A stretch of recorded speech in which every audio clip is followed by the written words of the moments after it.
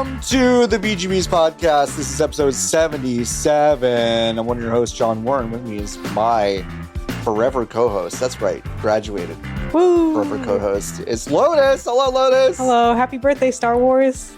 Happy birthday, Star Wars. Not exactly a deep cut, but made you think. Made you think. Hey, I was in my last possible insurance-mandated physical therapy appointment today. Farted loudly on a leather bike chair in front of 3 people. Good. So. Asserting your dominance as the patient. I wasn't asserting my dominance. I was like, you're going to throw me out of here? Watch this.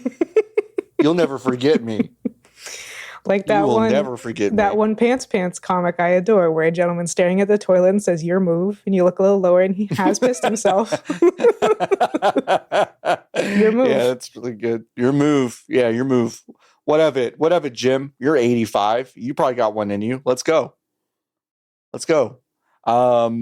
There's a really I'm gonna miss going to this particular because I'm always ships in the night with this. I'm Lotus, I'm going to guess 85-year-old Korean woman who does not speak any English. And she has her phone open to her daughter who live translates the whole session. And like, I think she's a little self-conscious about it. And I think kind of the therapist is self-conscious about it for her. But I think it's really fun. And they'll sometimes just talk to each other, not just but you can tell they're just having a conversation, which is really, really fun. I'm going to miss her. She's the one I'm going to miss. Yeah. Anyway, they're not going to miss me because I asserted my dominance and left. And that's what I do. But we have to ask the question: was it a stinker? Just loud? No, it was just loud. It was just loud. That's good. Yeah. Strong note to end on. Yeah, it was just loud. Now, I did make the mistake of bringing a large Tupperware of roasted broccoli to work earlier this week, too. And not only did I microwave it, which was like really rough for everyone, I think, because it's just a step below fish. It's just a step below fish. Wow. In terms of what, like, how fast it just fills a room with its smell. Ever have a fire drill at the school because someone put a cookie in the microwave? Sure. Yes. 100%. Why is it always a cookie? Yeah. I don't know why. I don't know. We used to have actual Otis Spunkmeyer ovens at our school. Real sponsored? They donated. Yeah. Real sponsored. They sponsored Plano West to have Otis Spunkmeyer Thursdays. I want to say, has anyone who went to Plano West listened to this podcast? Probably not. Everyone was too popular to listen to video game podcasts there.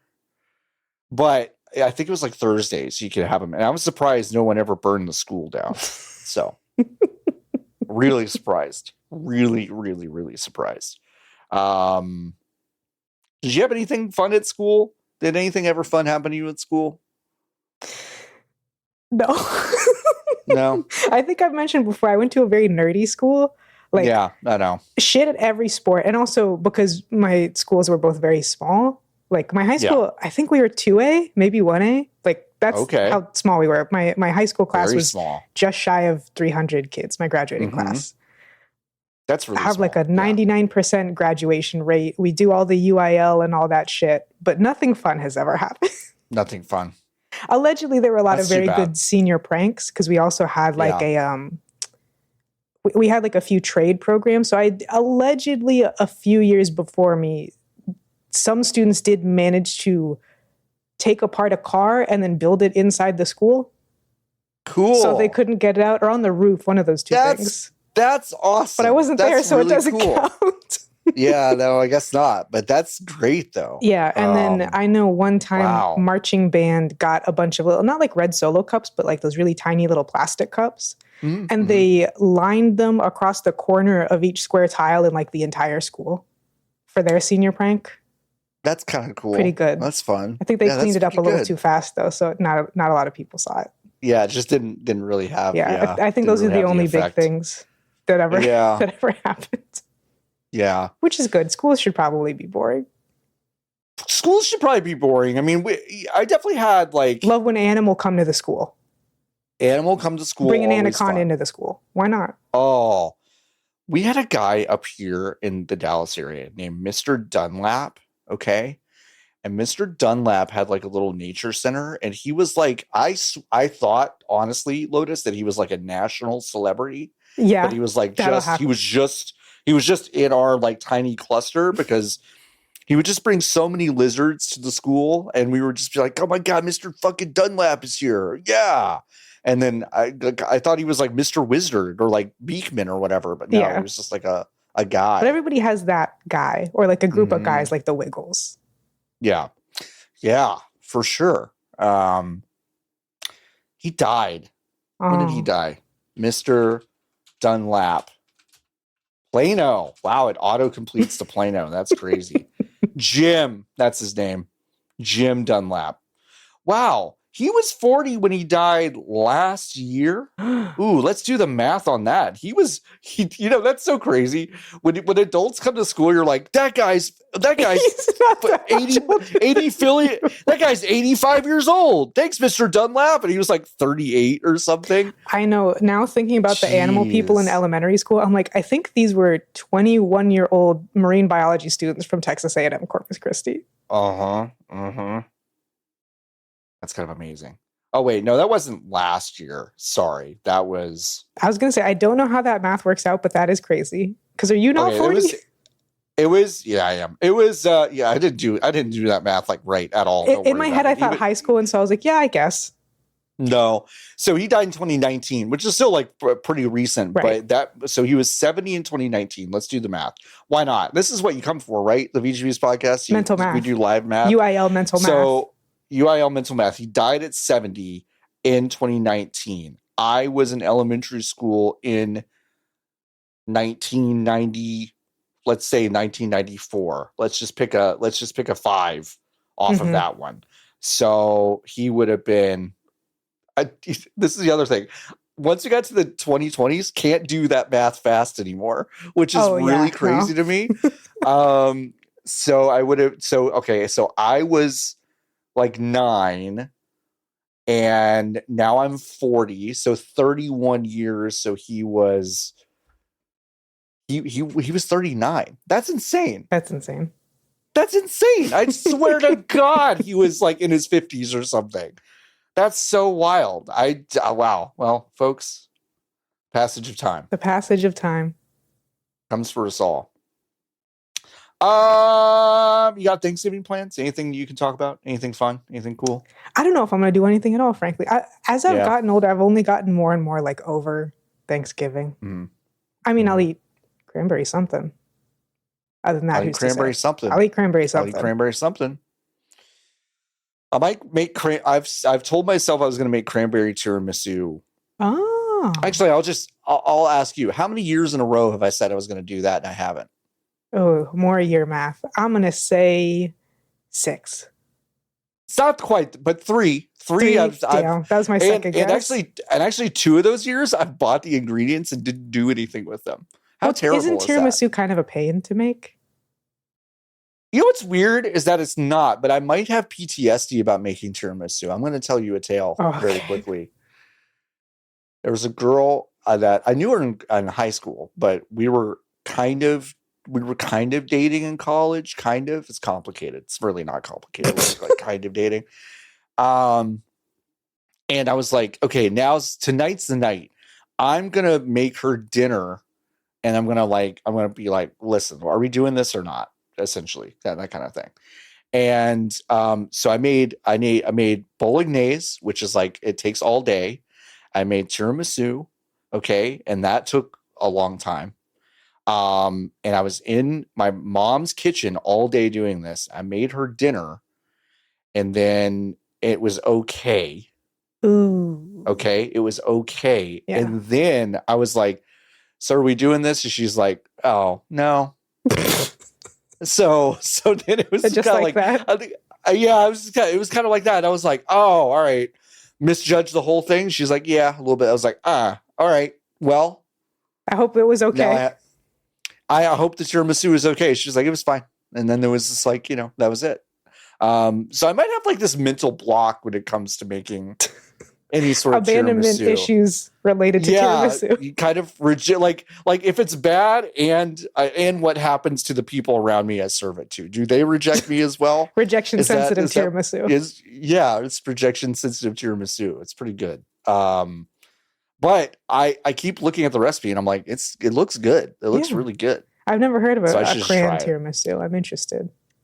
Yeah, it's no coffee. It's just like you soak them in cranberry juice and then you do like this filling with the cranberry sauce and then with the cheese.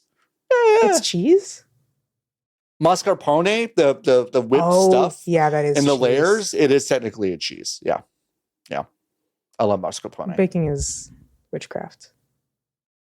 I know. I'm kind of good at it. That's good. I mean, it's like I get how it works. Just do everything that they say. But why is it got to be like that? Why has it got to be like why that? Why can't it be like cooking, where you're just like, yeah, whatever. Nikki's really good at baking, and they only started baking like a lot after I moved away, which is really fucking frustrating and also like rude. I mean, they'll just send me pictures of like, I made this fucking and I'm like, well, I can't do anything about it. I can't have it. So it's just. I got a picture of Bungo today. I can't see Bungo. You can't see Bungo? Fucked up. Why? I just want to see Bungo. Anyway, Nikki will be back soon. Nikki did text me. I will be back. I promise. Like a few days ago. I wasn't questioning anything. No. I know that. That's what I'm saying. Like, Nikki, I'm more worried now that you have said that. Because why did you feel the need to say that? I don't know. I don't know why. I think they texted me that as a way to basically say that they miss us. But it was just kind of like I hope it was milliseconds after I got the dog photo. No, it was a few days ago. Okay. If you got Bungo today, which by the way, I didn't get a picture of fucking Bungo. Oh shit. I'll take a screenshot. I didn't get that. I'll take an incriminating screenshot. You know what? The next 5 pics of Jasper are going straight to Lotus. So how about that? They don't go straight to Blue Sky. A lot of them do. A lot of them you do. should. That's true. You should. I should. He's really You're cute. A good Samaritan. He fell asleep on my lap while I was eating dinner tonight, which is pretty cute. So he's a sweet little guy.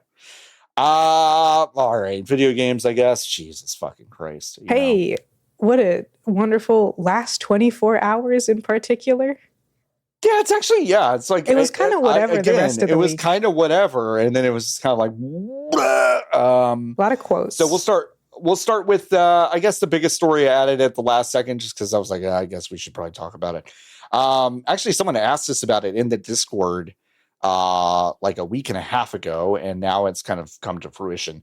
The long-standing national nightmare is over, folks. We finally know what Tencent is investing in Ubisoft and how the vehicle has been built. Tencent is indeed investing 1.6 billion euros. I put a $sign in our notes, but I had to make a note that it's actually euros. Yeah.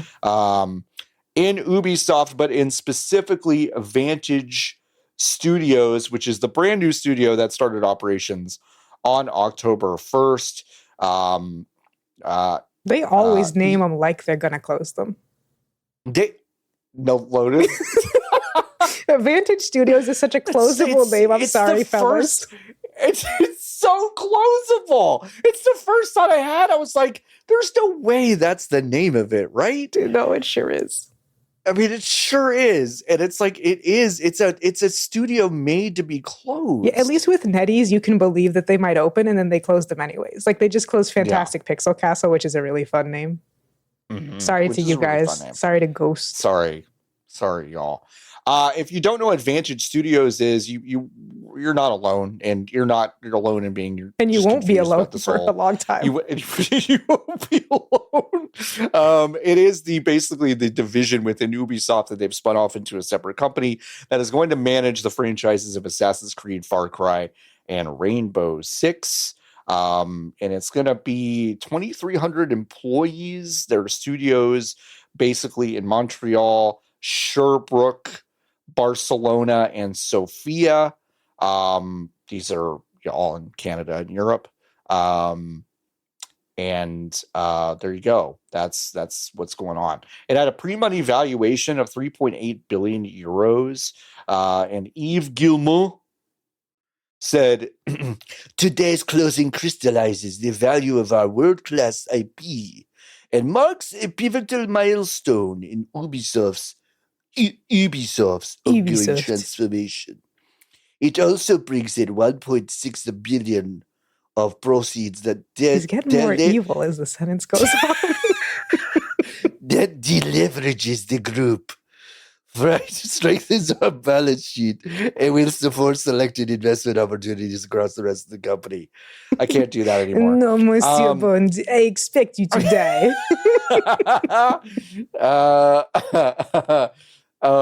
Yeah, just a bunch of bullshit. Whatever. Yeah. Ubisoft works on such an unbelievable scale, even for video games.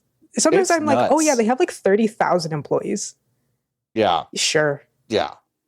I know. It's easy to forget until they're like, yeah, our new studio is going to have 2,300 people. It's kind of light work. It's only $1 billion. And I'm like, wait, what?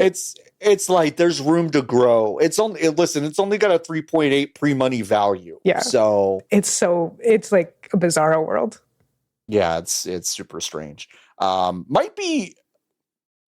No, that's definitely not true. With the way the AI is going, that's not true. I was about to say something crazy. I was like, it might be the smallest. I was like, this might be the smallest company in terms of size of employee group to be pre-money valued that high, but that's not true. All this AI shit is through the roof. It's skewed really all the small. Normal numbers, which are already not normal because it's business.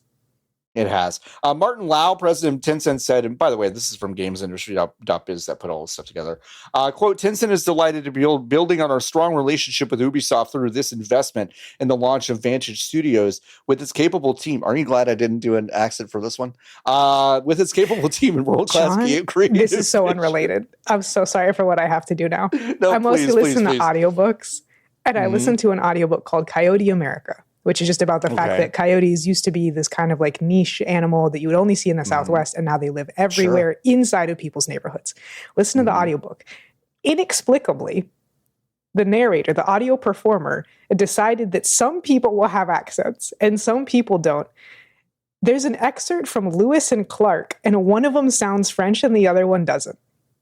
That's crazy. That's fucking crazy. Already it was a bad... Like, there's a German like rotocologist or something that he interviews, and there's just a light German accent, like a very effectively done but light kind of real sounding German accent. That's for no reason. That's really funny. It pissed me off so bad. The book was good, but it pissed me off so bad.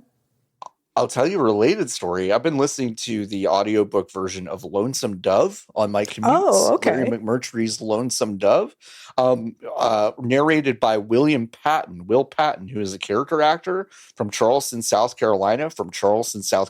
Will Patton from Charleston, South Carolina. From where? Where was that?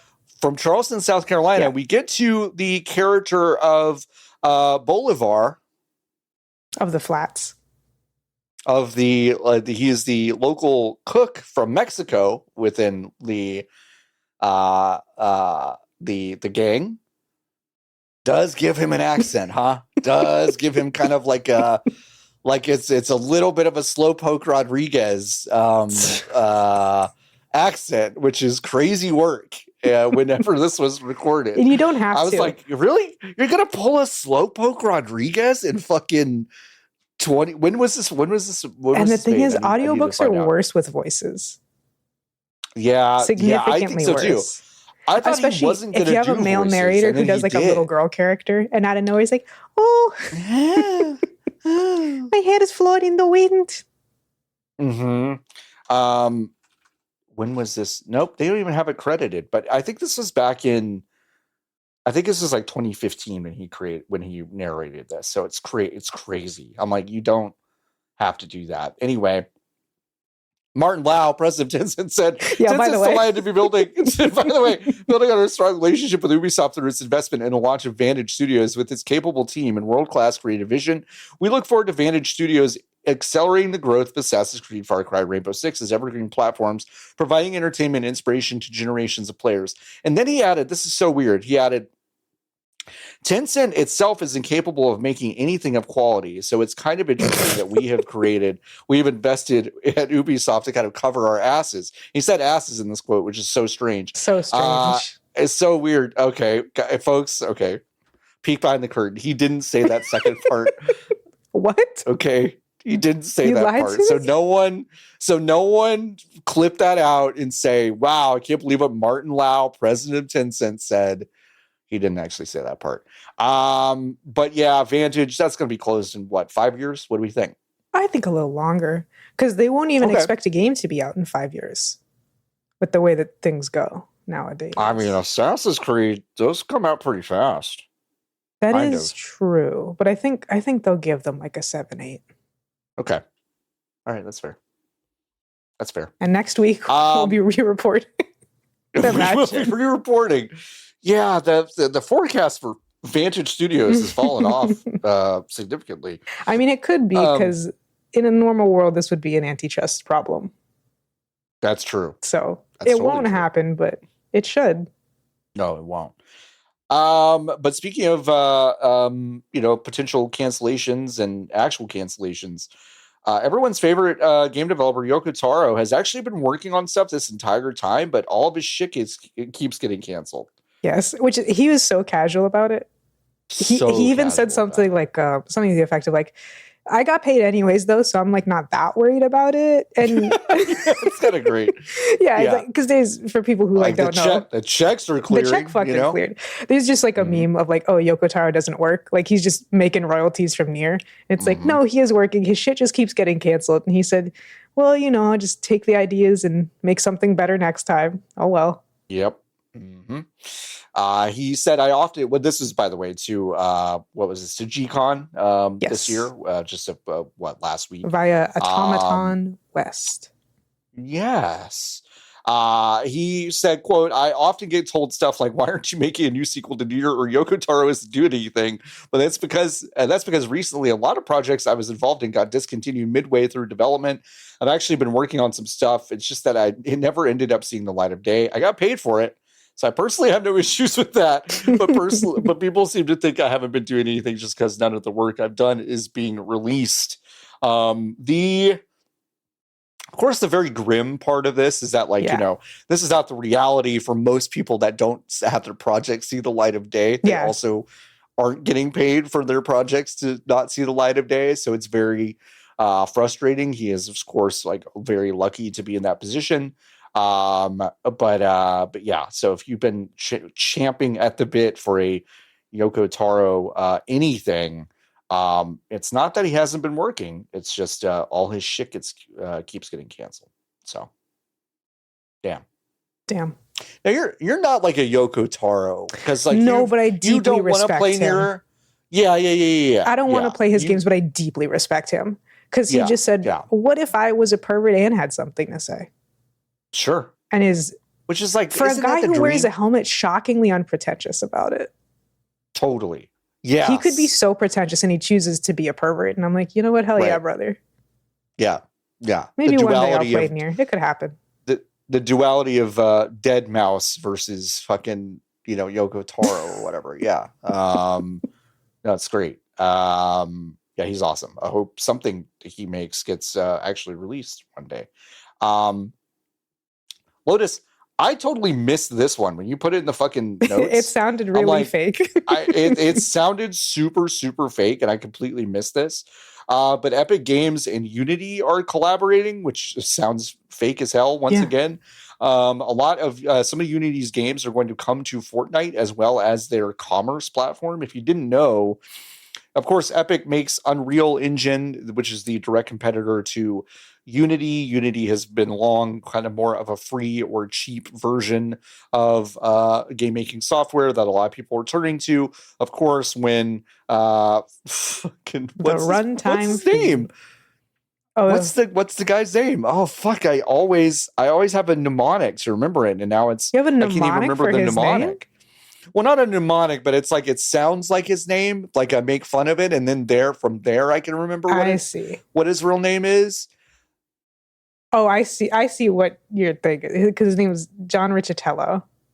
That's right. Yeah. That's right. Rickety cello. That's what it is.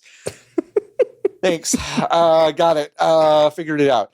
And then, of course, he comes in. Unity basically starts investing in a ton of different stuff at once. They do their runtime fee, which was hugely unpopular. A lot of the stuff that they were also investing in were like basically high-end visual graphics, like CG graphics for movies and things like that, but also things like commerce and also defense. A lot of those things were basically being invested in at once. The commerce platform is apparently kind of the only like win, quote unquote, win of those investments. A lot of people do like, quote unquote, like Unity's commerce platform, and I guess so does Epic. So it is coming to Unreal Engine. It's really strange. It's really strange. They're supposed to be competitors, and now they're not all of a sudden. It's really strange. I mean, like this is usually like the second part of Epic bought Unity. Like that's like, Epic bought Unity. What does it mean? Okay, well, we don't know. And then 2 months later, this story would drop of like, this is how their collaboration is going to work now that one owns the other. That is not what has happened here, which makes it like incredibly confusing to me. You can only think of it as like Microsoft bringing Xbox games to PlayStation. It's like, yes, in some respects, it's just an official signal that you lost, and you know that you lost, and so now you're doing the thing that is working for you. Yeah, just trying to pivot. But yeah, it's really weird. I know that there was a quote, I want to say in the game developer article, from someone who was like, "This might be kind of bad, folks, because the only reason either of those engines are any good is because they're competing with each other." Yeah, I mean, I don't think Godot is kind of where it needs to be to kind of have a It is such a fundamentally different thing. It's very different. It's a different thing. So when you do look at kind of what's out there, how to make basically 3D engine games, these are the two fucking things you'd use. Yeah, so, Godot can do 3D. It just doesn't necessarily. It's not necessarily built for it, I guess. It might get there. It's whatever, but it's I just know it's its own horror games thing. in Fortnite are about to go crazy. If they let them in. That's right. If they let them in, that's they have true. some. I'm sure they got to have Nightmare House by now. Probably they have to. Yeah, probably, right? Epic's rationale for this was, quote, Fortnite's still this big thing operated by Epic completely, but there will be a day when you can, from the program that's currently called Fortnite, go to other sites that are completely controlled by other companies. We have nothing to do with them. We make no revenue from them. We don't have commercial agreements with them. They're just like websites on the web. That was from Tim Sweeney. Now, Lotus, what does that mean? There's websites. Tim, hey, Tim, what do you mean? Like I get that Fortnite's a platform. Like, that's very clear. I mean, that's been clear for a long time. You've positioned yourself, I think you've done very interesting things with that thing that you've built that is a platform. But when you go, eventually you'll just be able to go to websites like on the web. Now, why would I do that through Fortnite, Tim? What am I doing on Fortnite, Tim? I need to put on my Subway Surfers on YouTube.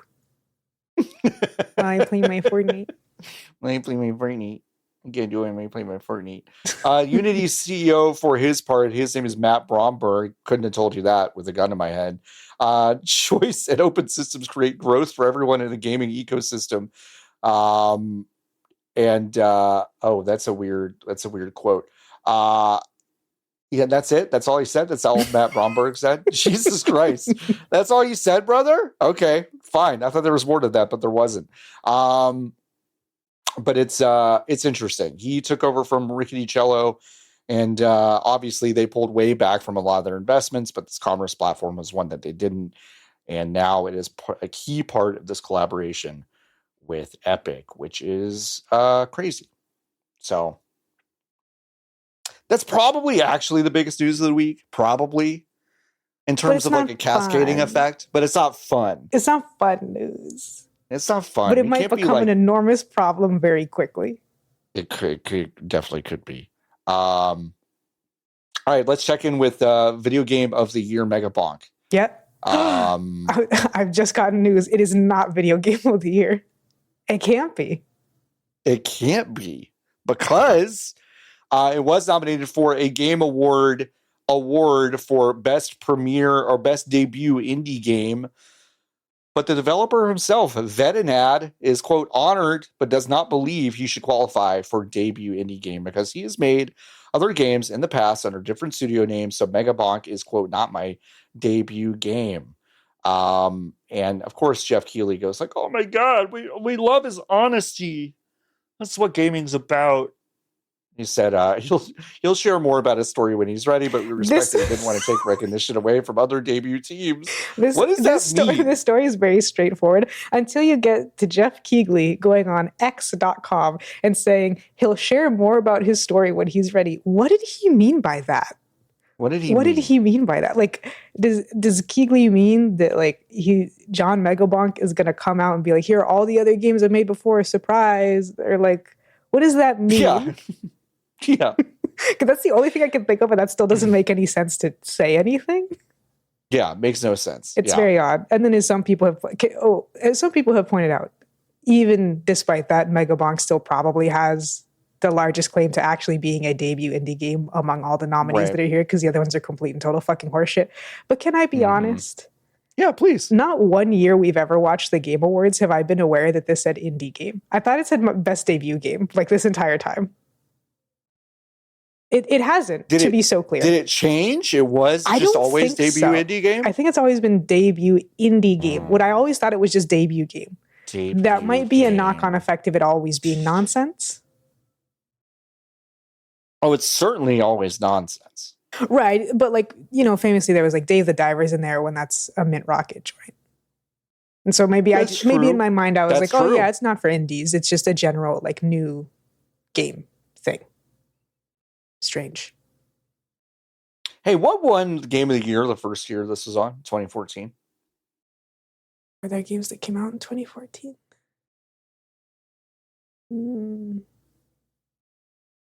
Borderlands 3. Is that 2014? I don't know.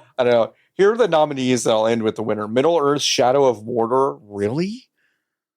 That got not Hearthstone? Borderlands 3 is from 2019, John Warren. 2019? Yeah, that was... yeah, it was more recent than that, yeah.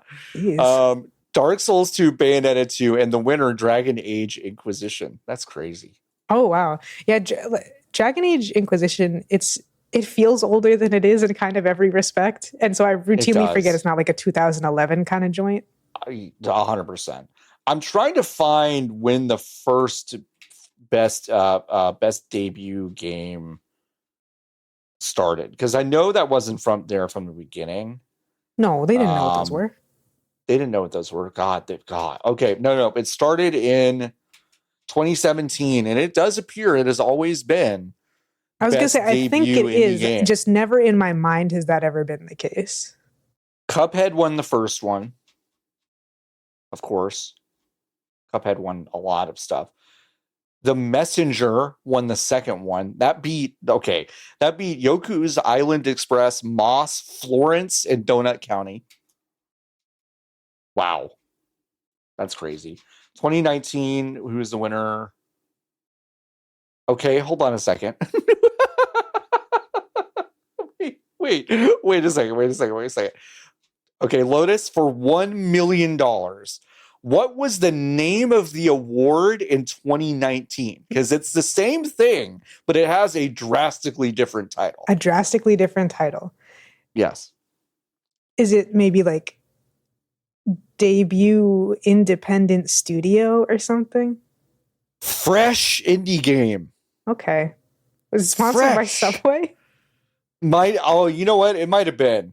It's always possible that it might have been. It's a sponsored award. Disco Elysium beat Grease, My Friend Pedro, Outer Wilds, Slay the Spire, and Untitled Goose Game. No Clip is doing another Disco Elysium thing. Have we not suffered enough? Folks, if you have not watched...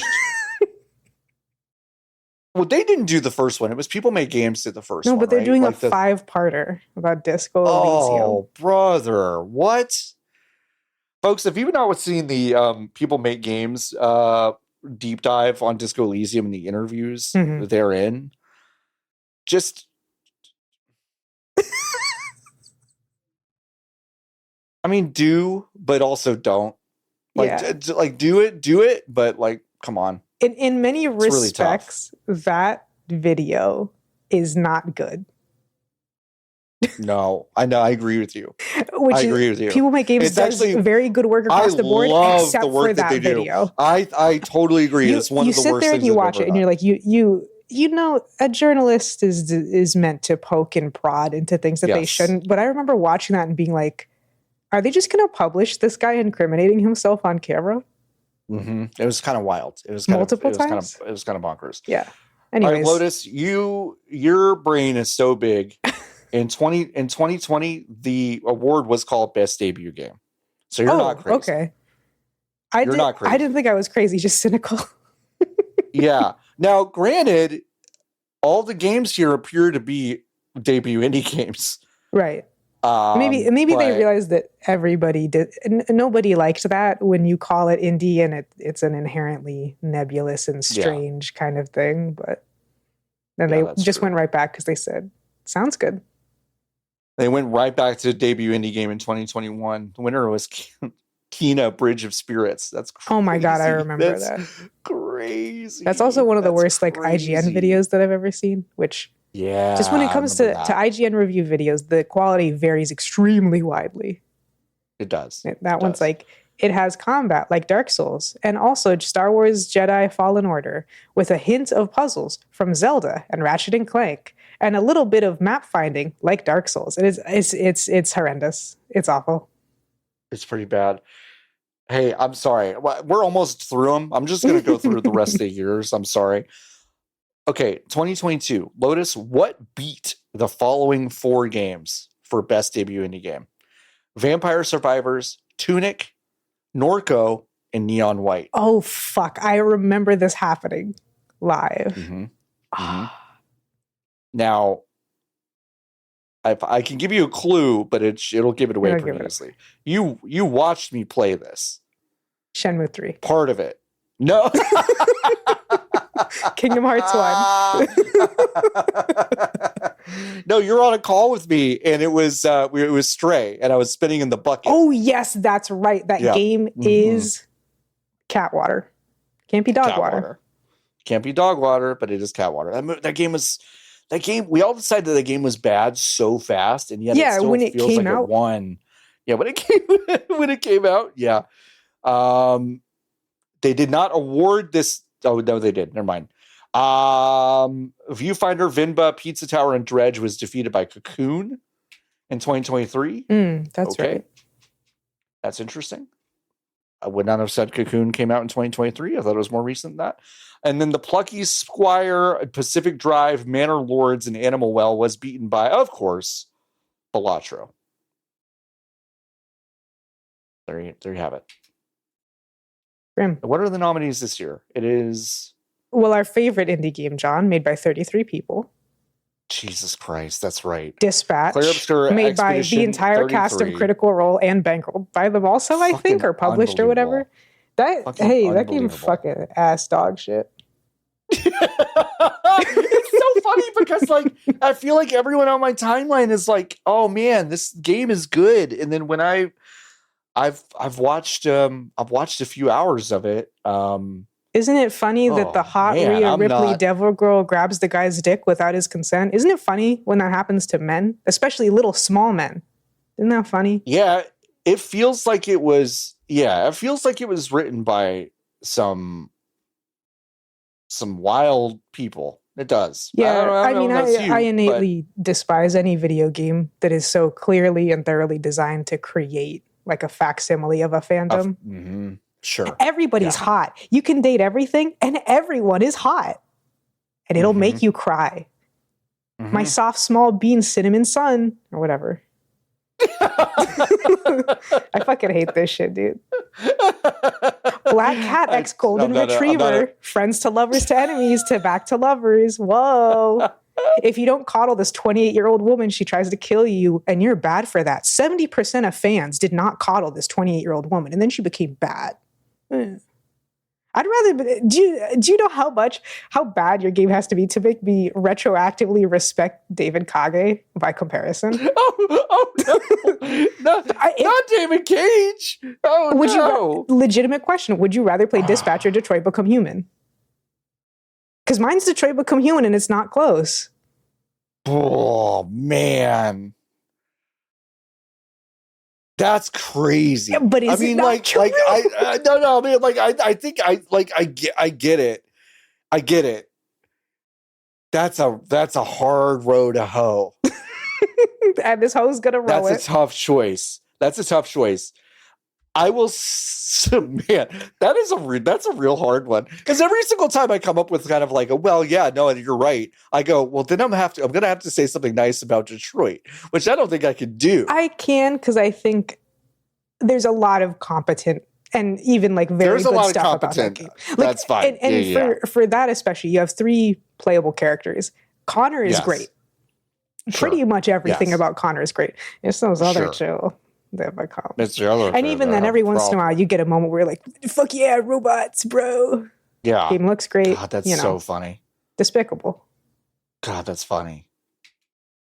Would you rather play Dispatch or Detroit Become You? Which I think also is a very valid question, because completely unironically, because I'm doing a bit, even though I do mean what I say. Dispatch is made for people who like Detroit Become Human. Yeah, and I think that's Until Dawn true. And the Quarry and stuff. Like it's just, I want a very straightforward thing with characters that I can understand instantly, and then like form these relationships with these extremely two-dimensional characters. Yeah. I'm looking at some of these other nominees. I didn't really think about a lot of this when it washed over me so thoroughly when I read it earlier this week. Yeah. Are there any of these that are okay, I go to best fighting game. What a weird group this year. 2XKO, are you kidding me? Be so fucking this is like, are you kidding me? I didn't think that this game was out. I thought it was still in beta. I don't know if is it in a 1.0? The last message I got from Riot was you're invited to come back to the game. I mean, it was not no like matter the what, game is out. It's a de facto like beta. They have like 7 guys to play as. Maybe it's 10. Sure. Capcom Fighting Collection 2, okay. It's a bunch of old stuff. Fatal Fury City of the Wolves, which is not great. I wonder why. Mortal Kombat Legacy Collection, which is an interesting historical artifact, but like none of those games have aged well. And then it's like, here's the crazy thing. The game that should win is Virtua Fighter 5 Revo World Stage, but it will not win. Folks, will, like, Virtua Fighter 5 Revo World Stage will not win this game, win this award. It will be 2XKO, because their fucking studio is 2 miles away. Yeah. And also, it's in the bag. Even knowing where the broader money making or like what would you say? Career portion of the FGC. Yeah. I try not to be a conspiracy theorist. I don't believe that Riot's not paying for 2XKO to be at these events. Oh, I don't think that's a conspiracy. Yeah, just a little bit. It's a conspiracy if they don't say it out loud. I guess that's true. But even on some of this like online only stuff, I'm like, there's no fucking way that this many people want 2XKO.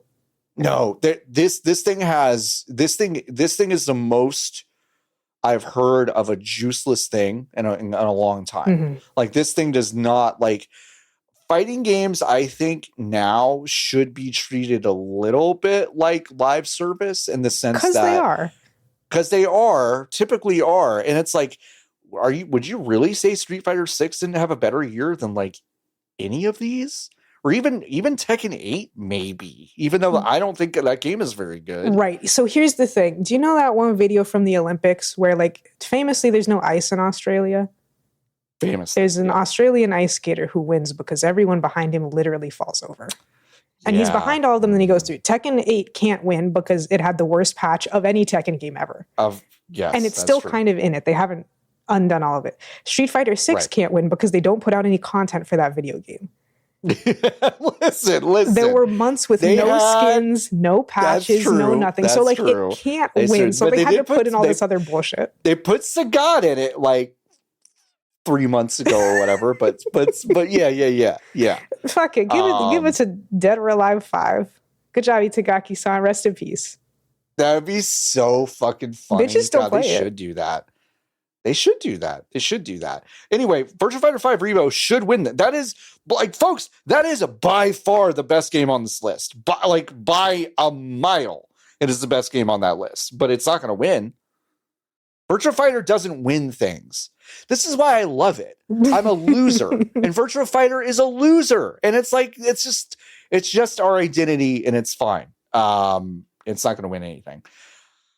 Oh, which other one of these pissed me off? I know one of them did. Best ongoing game, Marvel Rivals. That's got to be the winner, right? Yeah, I mean, you can't give it to No Man's Sky again, right? Haven't they already won? I don't think you can give it to No Man's Sky. I don't think you can give it to Helldivers 2. They're going to give it to Fortnite, probably. Right? Fortnite's had a quote-unquote good year. I think they'll give it to Marvel Rivals because it didn't qualify last year. It wasn't technically out yet. I guess that's true. I think best adaptation existing, I hate. So there's that. Charlie Cox is nominated for Gustav in Clair Obscur Expedition 33 for best performance. This is a performance that he basically appears to have paid not to promote. He doesn't like to talk about it at all. He didn't go on like any sort of press tour with like any of his co-stars. And if we're not careful, I'm going to start saying shit about Clair Obscur that people are going to yell at me about. So I'm just going to stop. I'm going to stop. I guess. I don't think that game's very good. It's like, it's fine. Anyway, Mega Bonk taking himself out of the Game Awards. That's neat. Good for Farewell, him. John Mega Bonk. You'll be in better company wherever you go. We've said it a couple times, and it's not just us saying that. That is how he signed the letter. Yeah, that's not us being funny. Amazing. No, it's awesome. It's super, super funny. All right. We are getting new developments of the Crafton v. Ousted People saga. And this is great. I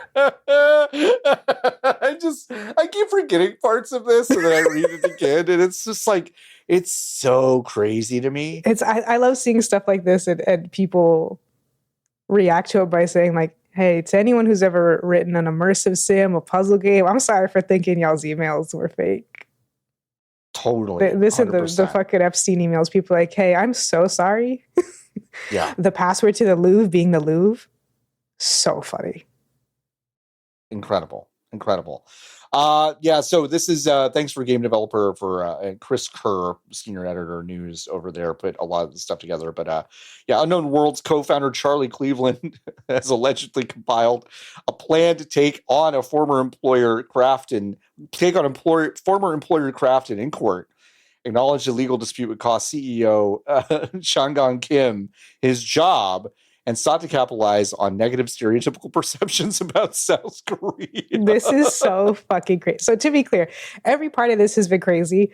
I think from the beginning, I don't think I was on the pod. I think I maybe just said this separately, but I was like, this lawsuit, the public perception of this lawsuit is very obviously being steered to be like Crafton, evil CEO, money Crafton versus the little guys. And you have to think for a sec, those aren't the little guys, fellas. Those are the co-founders of the company. Yeah. They are not the little guys. And I think it is only proven more clearly that everyone is the villain in this story. Because like for a bit, it was like, oh, Chang'an Kim, he asked Chad Jippity how to get out of playing the thing. Oh, so incriminating. What a stupid CEO. And then Mr. Charlie Cleveland, one of the 3 co-founders of Unknown Worlds, came knocking and he said, hold my fucking stereotype, brother. He said so many things. In court. So he writes a letter that is titled Litigation Help. help, and litigation these are help. To be clear, these are, according to him, in court, testifying in court, being cross-examined. These are notes that he wrote while speaking to other business people about how he should approach this. Critically, all of these were written before he got fired. After he was threatened to be fired, to be sure, but before he got fired by like a few days minimum. This fucking guy. Where do you want to start? Because there's two different notes, and the ones that he wrote with Owen Mahoney. Do you want Owen, or do you want? I could take one, and you can take the other if you want. Sure. We can switch. We can. Do you want Owen? Do you want Eric? I want to do Owen because it's hilarious. You want to do Owen? I want to do Owen. Right. So Eric says, "Quote: Get the biggest, meanest New York lawyer. Doesn't need to know about EA." But does need to know about Asian culture. And then there's a header, so again, these are notes that a guy is scrawling and then I guess digitized. I don't fucking know. And so 2 lines below that, he specifies for some reason that one of the lawyers he's looking at is Jewish, which is fucking crazy. No, I haven't seen anyone else really mention that. And to be so clear, it says lawyer name, Jewish New York lawyer. And it's fucking crazy. It's so crazy. He specifies one lawyer is Jewish. He says Owen Mahoney, who's the former Nexon CEO, understands Korean culture. He'll be able to tell us their weak spot, their pain point. He's very strategic, super attuned to East Asian culture, Chinese versus Japanese versus Koreans. And then he said, quote, don't just go for the earnout, go for $1 billion in emotional distress and damage. Nuclear. He says go nuclear. This fucking note. It's fucking so crazy. Wow. And the earnout is, I've seen 2 different numbers, 191 million USD and then 250 million USD. Either way, $1 billion is such a huge jump. It's such a huge jump. So Owen Mahoney, who is super attuned to East Asian culture. Super attuned. He then sees him on June 28th. And this is 3 days before he gets fired. Mm-hmm. Just some selected quotes from this very long and evil note that he had with Owen Mahoney. Delaware, where the lawsuit is going to take place. Oh, they're fucked. You don't even need a Korean lawyer. Korea, they're the Joe Pesci of countries, charming until they're incredible nasty. It can be emotionally draining dealing with this, especially as male Westerners. Males might be more problem solvers and bring less emotion. There are biological reasons for this. Korea has been surrounded by enemies who want to kill them. They are fighters. It's small and nasty. Delaware will say, this is a bunch of sadistic Korean assholes. They've cast out as villains, and it's done.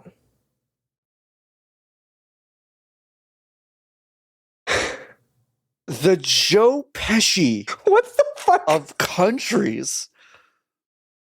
What do you mean?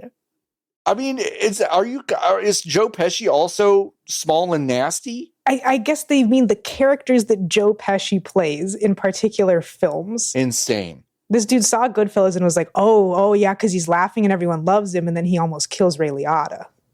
And then he's like, just kidding again. Just like Korea. Just like Korea. Just like Korea. Yeah, they also said, so these are other notes, we're playing with the house's money and we're the home team. We don't need to worry about these guys or a reputation. History will remember that Crafton was bad.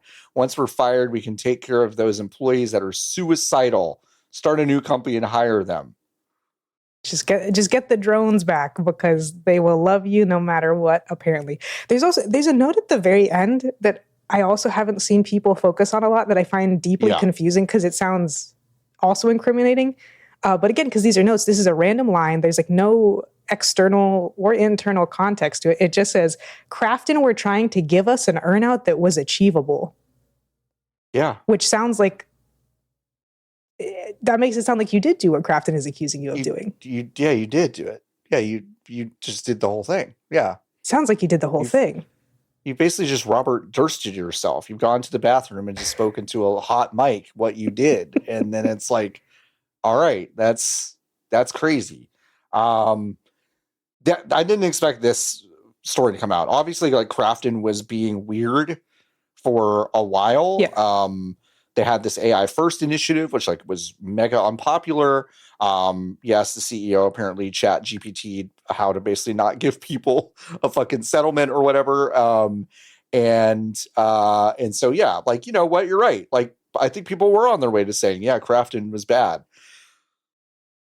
It's not helping what you're doing. This isn't helping. Anyway. Apparently it's someone's birthday. I don't know if you can hear that in the background. Oh, no, I couldn't hear. Was someone singing happy birthday? No. There's extremely loud cumbia coming from the grilling area at my apartment complex. Oh, the grilling area. The grilling area. I used to have a grilling area. 2 people got into a really big fight at the grilling area at the one in LA. And everyone was, we all like went to our balconies, just kind of watching. Of course. Are you kidding?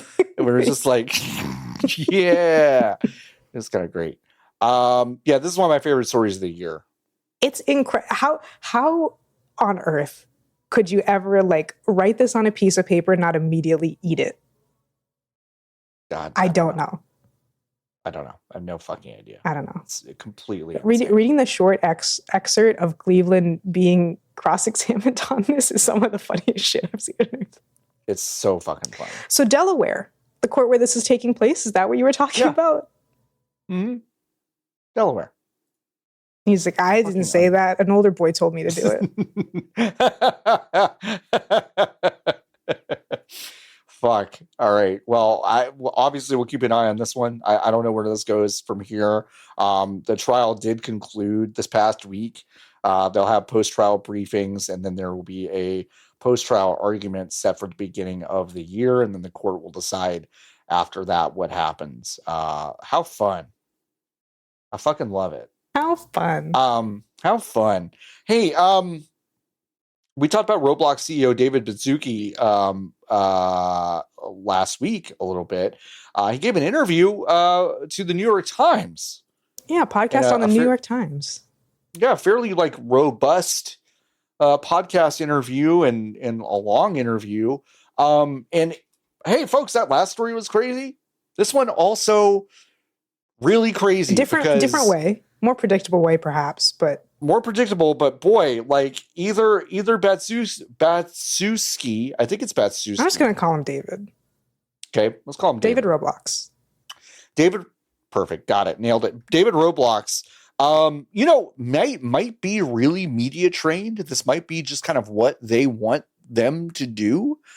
This is certainly verbatim things bet my life on he has said to shareholders. Because he also, and John, you know, I know, we all know, he has the shareholder accent.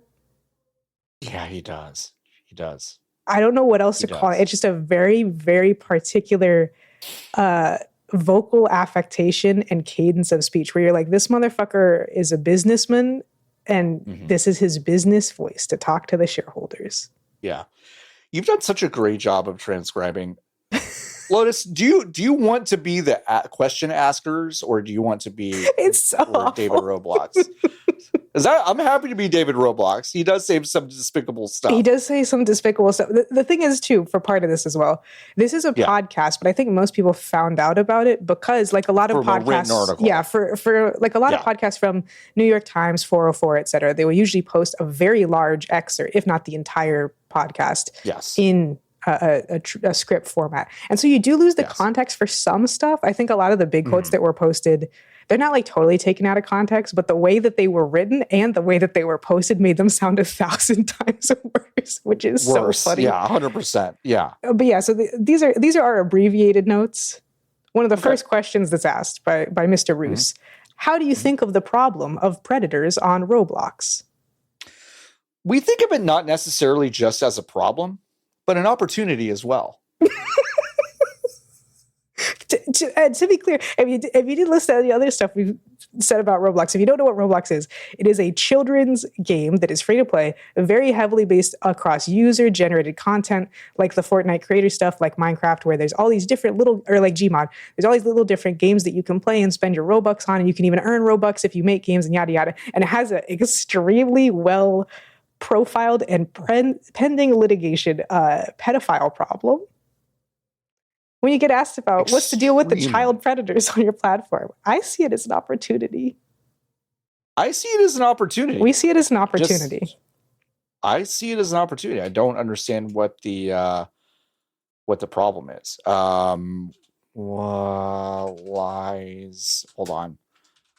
Wait. I have to. He's hacking into the mainframe. No, I just have to. What's so crazy is like I lost it. I used to have it bookmarked and then I fucking lost it. But we mentioned it last week. But go read that giant report about Roblox. You can see not only that they lie about a bunch of their metrics, but they basically just expose kids to actual predators for real. The Hindenburg one. Yeah, that's what it is. Roblox, inflated key metrics for Wall Street and a pedophile hellscape for kids. Why bury the fucking lead? Thank you. That'll come up later, folks. Hindenburg Research and their report. That'll come up later. Yes, it will. All right. So what did they ask? Another question from the other interviewer, long lead up to this question. Mm-hmm. And it does become clear in those lawsuits that Roblox is kind of, where predators go to find kids, but then they do try to. Gets cut off. Well, I would say in the lawsuit or the press, yes. I would categorically reject the actual description of what you're saying, but yes, what you might read in the news would portray it that way, but you don't think you have a problem with predators on the platform? I think we're doing an incredible job at innovating relative to the number of people on our platform and the hours and really leaning into the future of how this is going to work. Which Jesus Christ. The number of people is such an important thing because they don't really talk about any metrics, particularly what percentage of Roblox players under the age of 16 report having a negative interaction with someone older than them or an adult or whatever. That's nothing, but the monthly active users, etc., does come up multiple times. I'm not making excuses, but we have 3 shit-zillion users and we're 3% of all global revenue for video games ever. Listen, we squeeze money out of the kids that make stuff for us. What we do is we provide a service. We introduce them to predators. We take 70% of their income and we introduce them to people that ruin their lives forever. Anyway, whatever. If you work at scale, some kids are going to get abused. And that's just how scale works. Listen, think of it like a matchmaking service. We connect kids to people who are going to fucking ruin their lives forever. We take 70% of the revenue that they make for us. It's fine. It's a win-win. It's a win-win for everybody. We're innovating on the Kick and Snapchat format. Kick and Snapchat wish they could connect children to predators as well as we fucking unbelievable. Mr. Roos, who I believe has a very young child, sounds like maybe 3 or 4 year old kid, asks a great question, which anyone should ask. Why have a sort of open-ended text communication feature at all on a game that is very popular with young people? First, there's enormous benefits for having people be able to communicate. I get a lot of calls from famous parents who said, look, my kid would be dead if it weren't for finding a community on a platform like Roblox to stay connected with. If you go out there in the gaming space, I think it is very common to support communication. I'm not going to list any other games, and typically we are way beyond, and I'd say, our innovation level, responsibility level.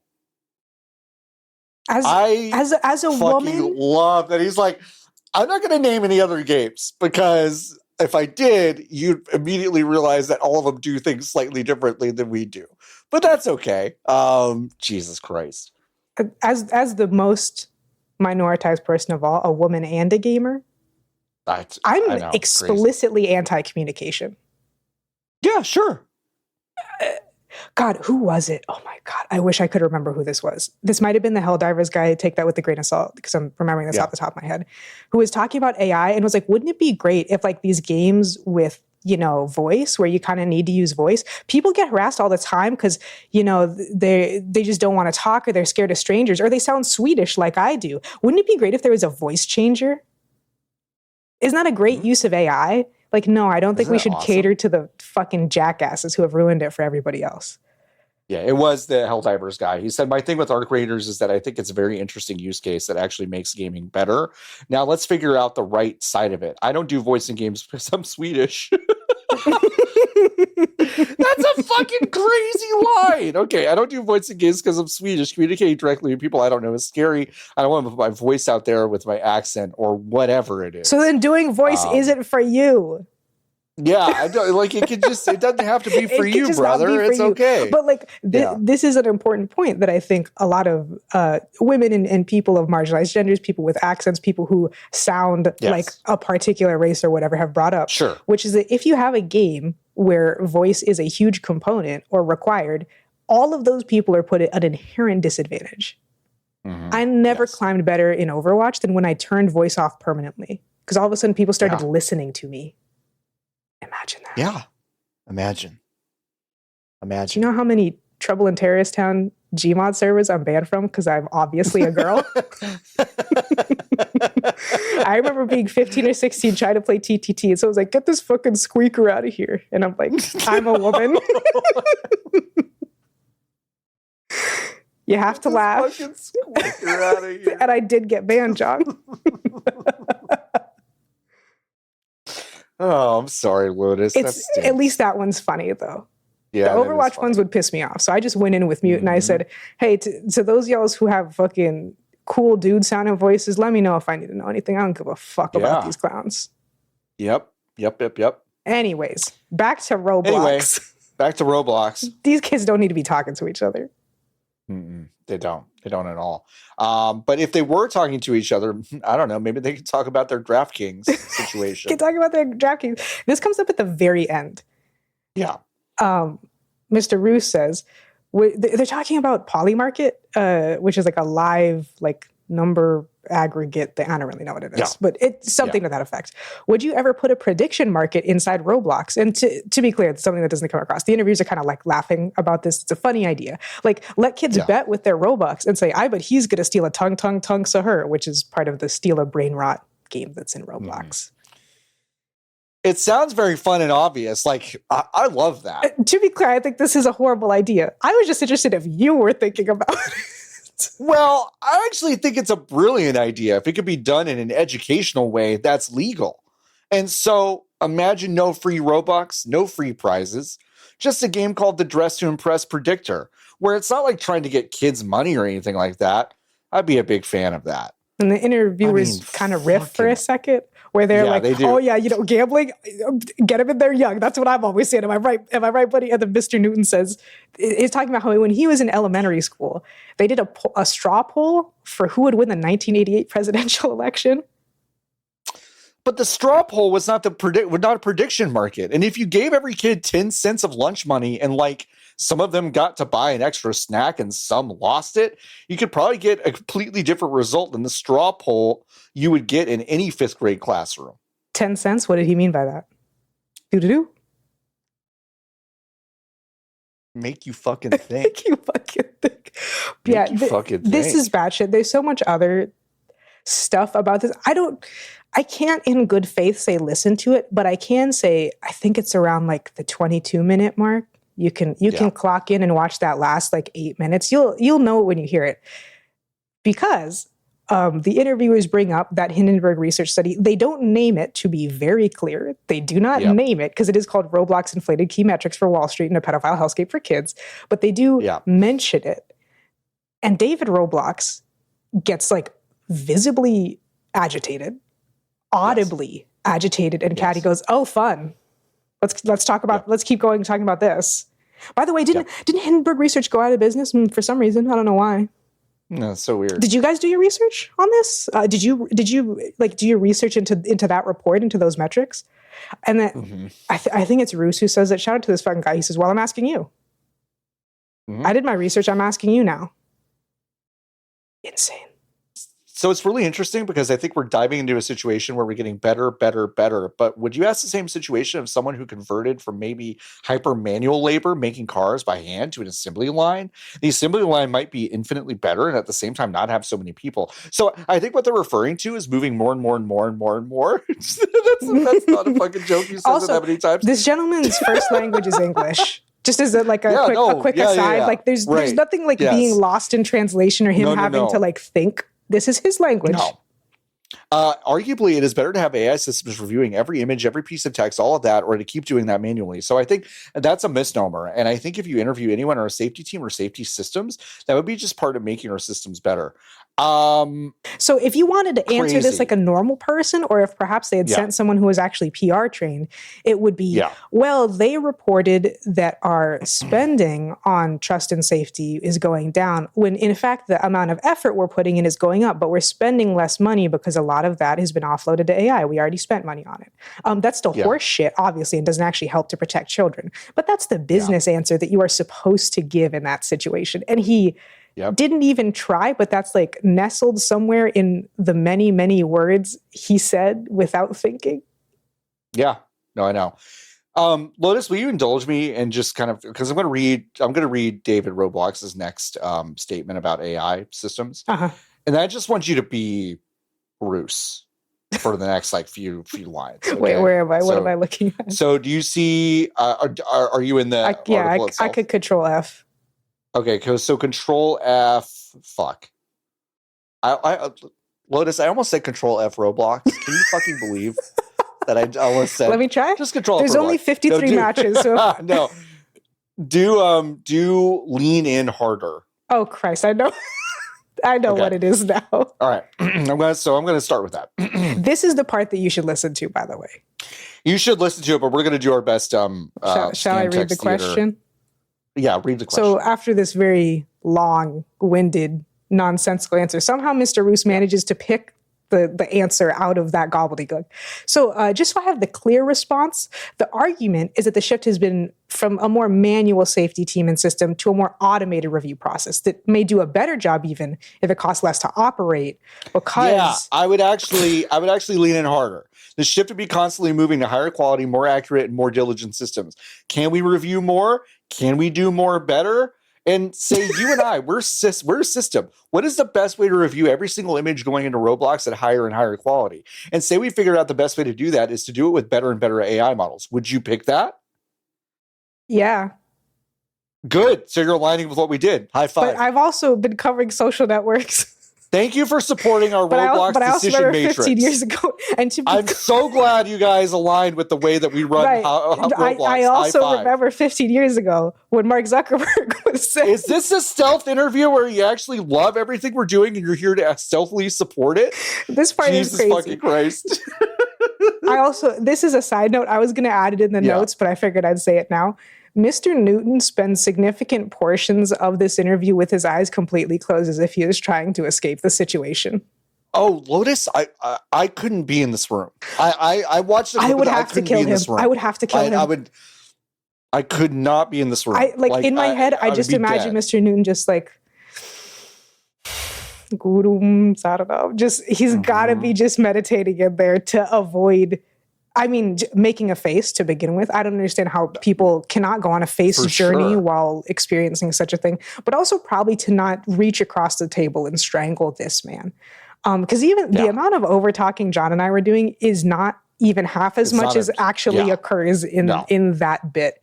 And the weird thing is David Roblox is like trying to like banter and be funny about this. So this is the section I was talking about, where when you read the transcript, it sounds much more insane. It's still insane, but the transcript sounds like he is completely completely out of his lost mind. Touch with reality. It's a glitch in the matrix. His programming is gone. In reality, it's obvious that he's really desperate to try to like get out of this situation or try to make it a positive. He also acts like he didn't know that this was about to be about the AI safety tools. I know. Like what? And I'm like what do you? He tries to like blame somebody's PR, but he doesn't know whose. And I'm like, well, how can it be your PR's fault? Yeah, it's fundamentally strange. Again, I'm loath, kind of like Lotus. I'm loath to recommend like you watch this whole thing. Certainly not the whole thing, or read this entire New York Times article. But like it is. It is fascinating. The last 10 minutes, you could get a psychotic chuckle out of. Yeah, and it is to I don't even know who to credit this to. I really don't. To get this guy in a room and to have him say all the stuff that he did, like, yeah, like that's I'm not familiar with Hard Fork, the New York Times podcast that this is from. I'm not familiar with these two gentlemen. Me neither. But they did not seem like they were trying to needle him that hard. There's a few, because they are talking about, pedophiles proliferating on a children's video game and social network. But like a lot of the questions should have very straightforward business answers that he just doesn't do, like at all. Yeah. And especially during the part while the stuttering's happening, it feels like at least one of them is like trying to escape the situation. Yeah. They've realized he's not going to give any real answers to anything, and they're like, just get us the fuck out of here. Just get out of here. Just get out. Two absolute fucking bangers of just weird stories coming out this week. So that was a nice little gift to us. Should we talk about things that we enjoyed this week? Should we do that? Sound a little British there. Should we talk about things we enjoyed this week? Should we talk about things we enjoy?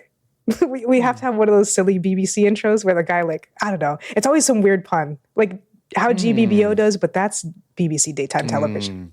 Yeah, that is. The bumblebees in the hive.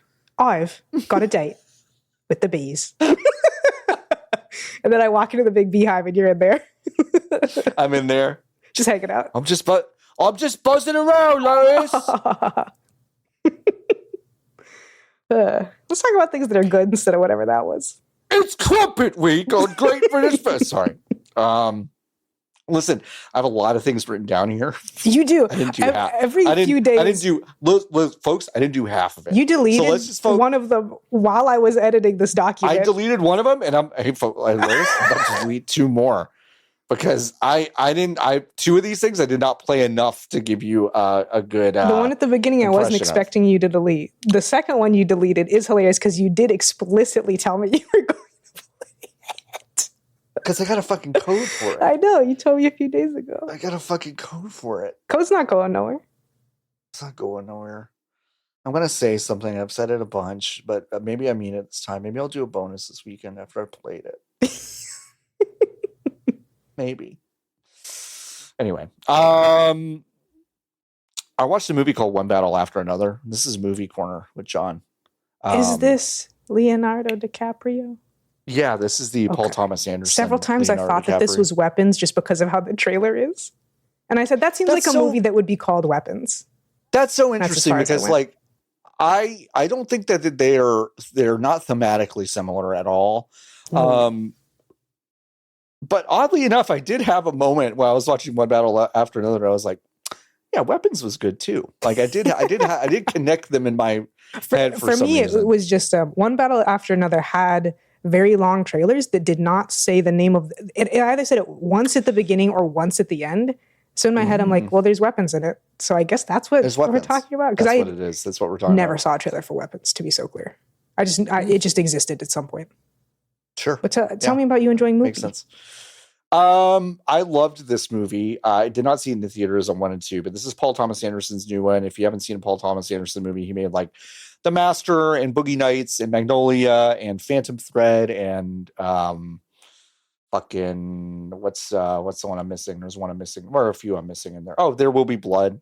And I think weirdly enough, One Battle After Another might be his most accessible movie in terms of like, I don't know, you can kind of get your head around it pretty quick. Now, of course, I say that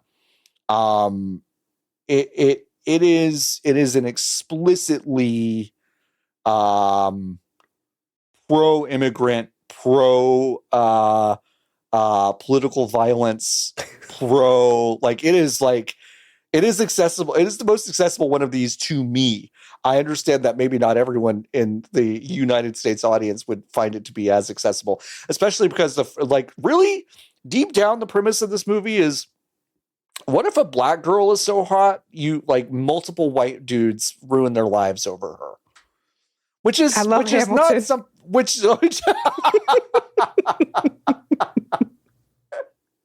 and it's like that's just like Sean Penn just plays like a fucking freak who just ruins his own life, just chasing after this revolutionary that Leo DiCaprio ends up having a baby with, and it's about him years later after his lover, who is part of this political revolutionary group abandons them with their child, and he raises this child, and he's still kind of on the periphery of this revolutionary group. And then basically Sean Penn, who was spurned by the same lover 15 years earlier, basically makes everyone's life a living hell. He tries to kidnap the daughter to basically get the mom to come out of hiding, that kind of thing. It all takes place over the course of, like, I want to say maybe like 24 hours, maybe. Nice. And it's like deeply, deeply, deeply intense and fun and suspenseful. And it is almost a 3-hour movie, but it fucking flies by. If it's over the course of 24, 48 hours, even if it's 3 hours long, it's quick. That's good. It's quick. It's awesome. And I think, not that I get eaten up with award stuff, but Benicio del Toro is probably going to win an Oscar for this as a supporting character. I absolutely love his character in this movie, who runs basically an underground railroad situation for undocumented immigrants in I want to say like a weird kind of border-ish town of California. I don't know if it's like a real town, but they named it a few times, but I don't think it's real. But it is it's very, very, very good.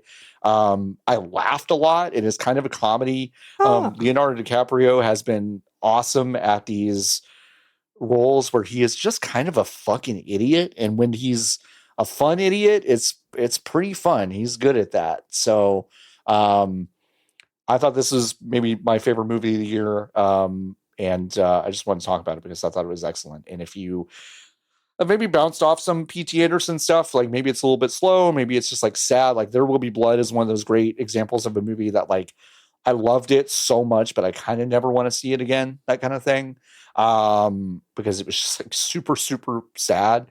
But this one is not that, and I really appreciated it. So yeah, I don't know, I just want to talk about a movie. Love when a movie's good.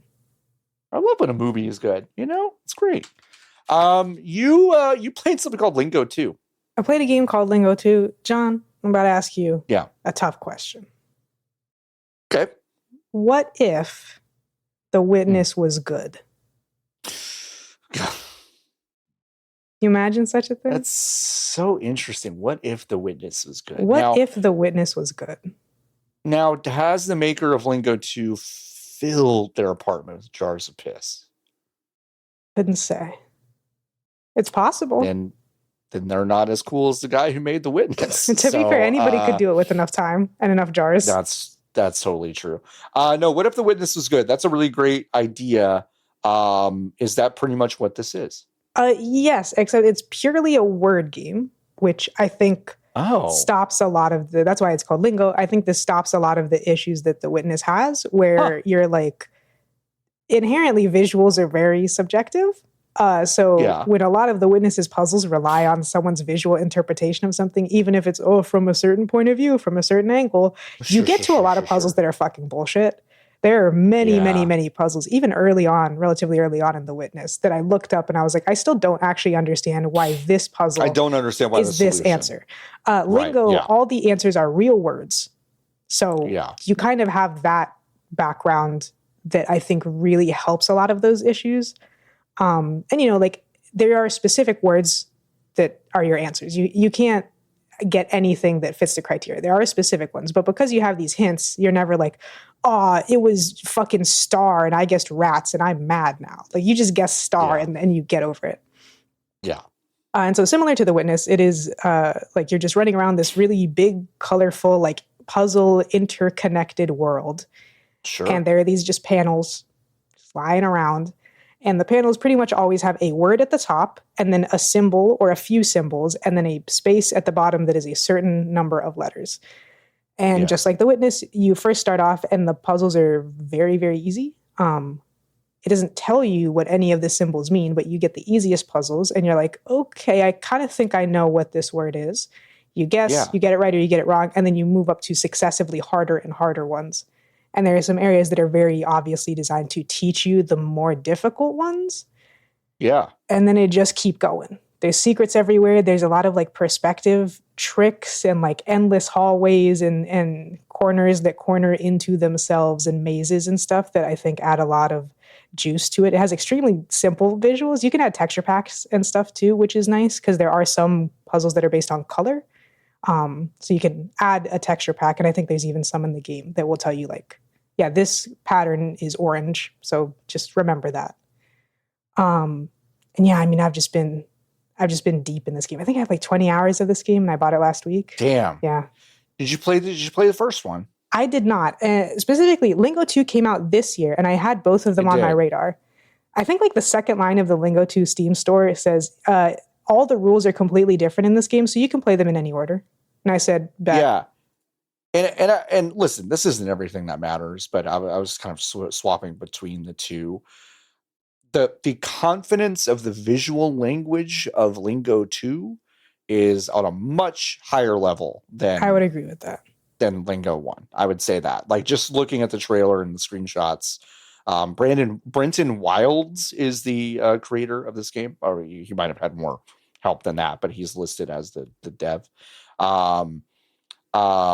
And very clearly I would say is more in his bag this year than he was 4 years ago with Lingo 1. Mm-hmm. But yeah, both really interesting. So they have different kind of rule sets, and so you can play either one. That's awesome. Yeah, I mean, it was very encouraging because I was like, yeah, I'd like to play both of them, but I kind of vaguely know that these games are going to be pretty long. Lingo 2 also has the thing that a lot of puzzle games like this that I like do, which... That's fun. You reach the first ending, then you go, but there's before I got my letter Z, there's a couple hallways that I haven't been in, and the other thing is the panels will tell you straight up if you don't have the letters to solve something, because you start off with just a couple of letters, and then you solve increasingly complex puzzles in the overworld to get more. And there's just, I won't spoil too much, but there's a whole other negative world. I would say that you do have to have a pretty strong grasp of the English language to do this, which is the only kind of drawback, but it's really fun in that sense. I'm sure there's a jillion ways to cheat, by the way. There's a few different, I love how Steam communities act for specifically these kind of games where the puzzle is the point, where you get all these hint guides, or there's a guide on Steam for this game that is every single panel solved, but they're in alphabetical order, so you don't know which one is which. So you can't, you have to be at the panel and be at the point where you're like, okay, I fucking give up. There's also this really cool hint system. The most simple one is you can ask the panel to give you the first letter, which sometimes is you're like, oh, of course. Like there is one where the hint was tool, and then the symbol said it's like a star, a big star with little stars next to it. And it means it's a type of thing. So if you'd get color and then you have 6 letters, orange, right? So this is tool. So I'm trying to think of a type of tool. This shit has 5 letters. And I'm like, what the fuck is this? And then I got I eventually give up, and an S shows up, and I go, motherfucker, it's those damn British people, because it's spade. Mm-hmm. Yeah. Because to me, a spade is not a real thing. That's a shovel. I know. That's a shovel. So there's some stuff like that. One other one, because eventually the symbols you start getting multiple symbols in a row, and sometimes it gets really complicated. There's this really fucked up symbol called the salmon. We don't have time to get into it. But the one that made me bad, because it made me laugh, the hint, because your answers are all real words. The hints aren't all real words. So the hint is Ringo. And I stared at this and I said, you have to be fucking kidding me. But you gotta be fucking kidding me. The symbols say the little stars, so Ringo is a type of thing, and then the symbol next to it is a symbol that means the word is a homophone. Okay. Ringo is a beetle. No, beetle, sure. So it's beetle. But that's not a real word. So you have to do the homophone, and now it's beetle, which like the bug. Beetle with the bug. I was so mad. I said there's no fucking way. There's no fucking way. But there's a lot of stuff like that. Like the game has a sense of humor. It plays a couple mean tricks on occasion of a real fuck you kind of hallway. A real fuck you, look at this stupid maze I'm about to make you do. But then there's also really funny stuff where like you thought you were getting the letter M, and then it turns out it was upside down and you have a W. That kind of, back to the Ringo Beetle thing, that kind of like, kind of general pop culture knowledge. Like, would you say that that's also kind of needed? I can't think of a single other that game.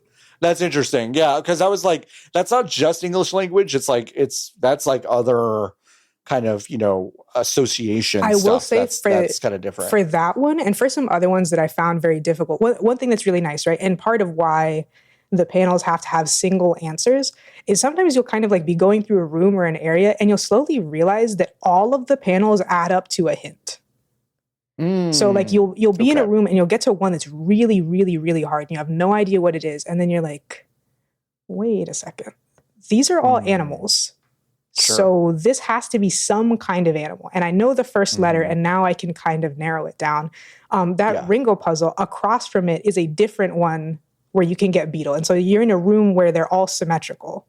So like if you for some reason couldn't get it, if you can get the one across from it, then you go, oh, it's the same thing. So a lot of the harder ones, it tries a little bit to like kind of help you along, or they're like very late game things. Like there's also a smiley face symbol. Absolute fucking bullshit. I was just going to say absolute fucking bullshit. And the smiley face I really won't say anything about because it's like, it's the logo of the game. So that should tell you like, it's kind of a big deal to get these, to figure out what the smiley face does is total fucking bullshit. I barely know what some of them, there's some that I've solved and I'm like, I think I just made that up. That's really funny. It's good. If you like word games, it's really fun. So you say you're 20 hours in, but something like that. You get the sense that you're like close? No, I have 8 endings left. Interesting. Oh. So I forgot to mention the other hint thing. I am obsessed with this. So you eventually find an area that's called the control center, and it's all gray and navy blue with like cyan neon like lights going all throughout, right? Fun. Yeah, very fun. And like there's some weird stuff with unlocking doors, and you realize that eventually you're like, oh, this is a hub world. And there's a lot of places where if I know the right hallways to go down in the right order, I can kind of teleport back here and stuff. Mm-hmm. And then you go to the end of the hallway and you take a left, you go into this thing called the hinterlands. And there are your hints for the letters. You only start out with H and I practically. I think by the time you get to the hinterlands, you'll have a few extra letters. And there's a giant wall that is a keyboard. So it's QWERTY UIOP as diff Z X C V B N M. And they are physical little rooms. And if you can't get it, the room will be blocked off with a red door. If you can, the room is open. It's a teeny tiny little diorama. And the diorama is a hint where like all the colors of the walls and any little thingies inside will be to try to hint you towards where it is. And then there will usually be a word puzzle on the wall. And a lot of time they're mnemonic or like you have to say them out loud to get it. Mm-hmm. I'm trying to think of one that's not a spoiler, but I can't. Oh, one was peer amid the edges of the world. Because you have to go in a pyramid. That's all I'll say. Sure. It's like, hey, it's definitely here. And then there's a little picture and I know exactly where that place is now that I've seen it. And I go, okay, I just need to sniff around there a little bit more. Yeah. And then once you get your first ending, there's a couple of different ways, but the main one is to just get the first alphabet and then you'll kind of just make your way there. A hidden wall falls down in there and there's some stuff in it. And then there's a different hidden wall that says, it gives you a little trophy, and here's your ending. And there's, I think, 12 giant slots on the wall. So you're like, that's ending 1 at 12, jackass. Okay. Really good. Yeah. Just a game that I was like, I feel like I'm getting towards the end. That's kind of weird. And then I like looked up a hint for something because I just could not get it. Yeah. I don't remember what it was, but it was a word I wasn't going to get. So it's fine. And I said, what are these areas everyone is talking about? What's the other stuff in this game? What's the other stuff going on? What's all this business in the Steam discussions about cyan? What is everybody talking about? And then I got there and I went, oh, got it. And it's still going. Yeah. Yeah. That reminds me of when people were like, why is the title screen of Dragon's Dogma 2 just say Dragon's Dogma? What does that mean? And I'm like, it was so funny because I was like, I got it right away. I'm like, okay, like I kind of get what's going on here. But that's really fun. I always love that. I love that when people are like, what the fuck are you talking about? Yeah. Are you playing the same game I'm playing? That's really fun. So 12 endings, huh? I think so. I have 3 or 4 of them. And there's just some fun. There's just some cool stuff, man. That's fun. If you like puzzle games, if you like word games, you gotta give it a go. $10, I think? Yeah, it's $10. $10. Yeah, it's cheap. It's really nice. That's awesome. Lingo 2. Go Lingo check it out. Yeah, if you liked or didn't like The Witness, go check it out. The only game that I really dived into this week was a surprise. It actually came out yesterday. I was surprised to see this from you. You said you need to play more games like this. I do need to play more games like this. I kind of put my money where my mouth is, and I picked up Berserk B.I.T.S or Berserk B.I.T.S. It is a new idle RPG auto battler from the folks that made Berserk Boy, which is kind of a Metroidvania / Mega Man kind of thing. And boy, the Mega Man stuff continues. This is essentially a Mega Man Battle Network esque auto battler. I did not play those games, so if I'm about to say something that's fucking out of pocket about Mega Man Battle Network, like just don't at me. Like I didn't play any of those, but it is essentially crafted to look and feel exactly like those. This is one of those desktop games in the sense that it will basically just take up space on the bottom border or wherever you want it of your desktop and just stay there. And it's just like on the far right side of the screen is kind of your menu, which is essentially a cell phone with a bunch of different options on it, ways to go buy items and check your mail and answer little phone calls that will unlock missions and stuff, and also basically your status screen.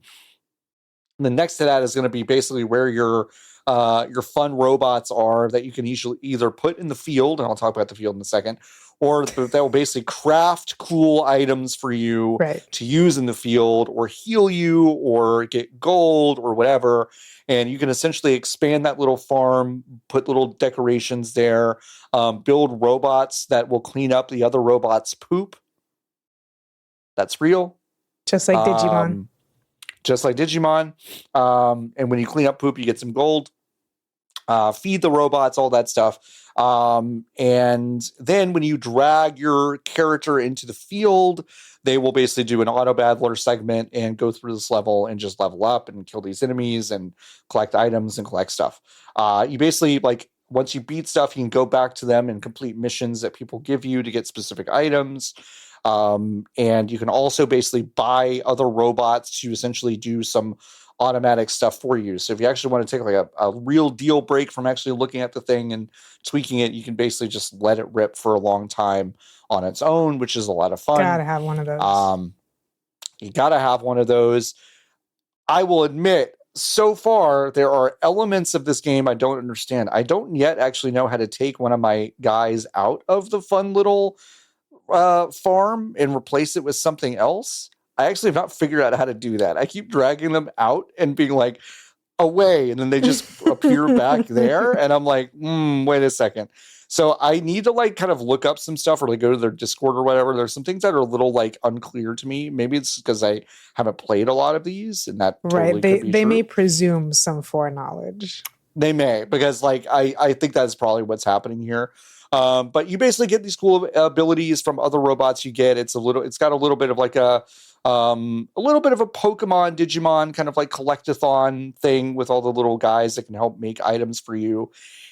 And something I think is actually really cool. You can decorate your guy, but you can also make your own guy by going into an asset builder that they give you a zip file for and upload your own stuff to basically, which like I think is fucking awesome. I think that is really cool. I've not gone super deep into that yet, but I did open the zip and looked at some of the instructions, and I'm obviously not like an artist, so I probably won't be like actually uploading anything of note, but it is very cool. I'll put my Minecraft that skin sort of in there. thing. Absolutely. Which is Kermit the Frog dressed as a cowboy. That's awesome. Love Minecraft. Howdy, partner. Which he has done in... Is it just the Muppet movie where he's the cowboy? I think so. Yeah. I think it's just a Muppet movie. And I think this is great. Outer Sloth funded this thing. So... Woo! Sloth money. The sloth money. So this is pretty neat. I dig this a lot. I think it's cool. I haven't decorated my cool little liminal space where all my robots live yet, but I can't wait to do that. I was going to like have it open during our podcast and have the big reveal be like, I've been playing it the whole time. But I can't. I thought that was a bad idea. You can't focus. I can't focus if I did that. But yeah, it is neat. So you can resize the game. It doesn't have to like take up the whole bottom part of your screen if you don't want it to. And it's really neat. So it just came out this week. I've been having a lot of fun with it. And I'm not surprised that I like this game, but I am surprised at how charmed I was by it so quickly. And so I'll probably play more of it this weekend. Can't wait. You put your money where your mouth is. You picked it up. I did. I picked it up. I fucking did it. God, what else did I do? I didn't do nothing else. You've been watching a TV show.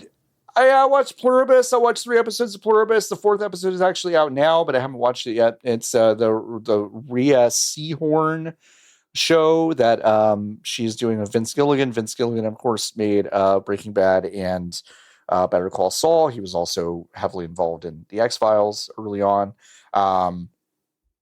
And Pluribus is an interesting show. It was one of those shows that had it had marketing. I don't want to say it didn't have marketing. It actually had a lot of marketing, but it was more of marketing like, hey, this is a show that Vince Gilligan is making with Rhea Seehorn, and that was about it. And you kind of didn't really get a sense of what this was until you watched it. And the premise is, and this is, again, you might see this as a spoiler, but if you're like, I don't really know what this is, I don't really watch things where I don't know what it is, this is kind of the premise. Scientists intercept a signal from outer space. They can't figure out what the signal means. Then they decode it, and it's actually a formula for a liquid or essentially a compound. And then when that compound gets loose, it turns everyone on Earth into essentially the same conscience. So it spreads like a virus because it actually is a virus, and everyone becomes kind of hey, we're all in this together, doing something good for humanity. And there happen to be 13 people in the world that seem to be immune from the virus. And so you're following Rhea Seehorn's character, who is one of those immune people, who is a complete kind of misanthrope romance novelist who has basically hidden the fact that she's gay from the entire public by writing these like heterosexual novels, but she is deeply in love with her publicist and partner, who may or may not make it through the first episode. So it's very sad and whatever, but she is in this new weird world where this hive mind is trying to get her to join. And it is definitely scary in a way that I didn't expect it to be. Like, it is a very, very frightening show and kind of invasion of the body snatchers kind of way. Also very funny. Good. Apple TV. So Apple TV. I think the first 2 episodes are great. I agree with a lot of the folks that I've seen online that said the 3rd episode actually is like a little bit too slow, but honestly, that's very Vince Gilligan. If you've ever your mind, if you've watched all of Breaking Bad, you probably are someone that's like, yeah, Breaking Bad was awesome. And it was awesome from the jump, and it never slowed down, and it was great. Nah, folks, those first 15 episodes were slow as fuck. Like, I don't know if you remember that, but they were really slow. And they established those characters so strong that the crescendo of that show was that powerful. And so it is kind of his thing to be like, yeah, this is going to kind of meander and be a little bit slow at first, but the payoff is going to be, you're going to know these people so deeply that that's why this crescendo is going to be so awesome. So I have no idea where the show is going, which is kind of fun.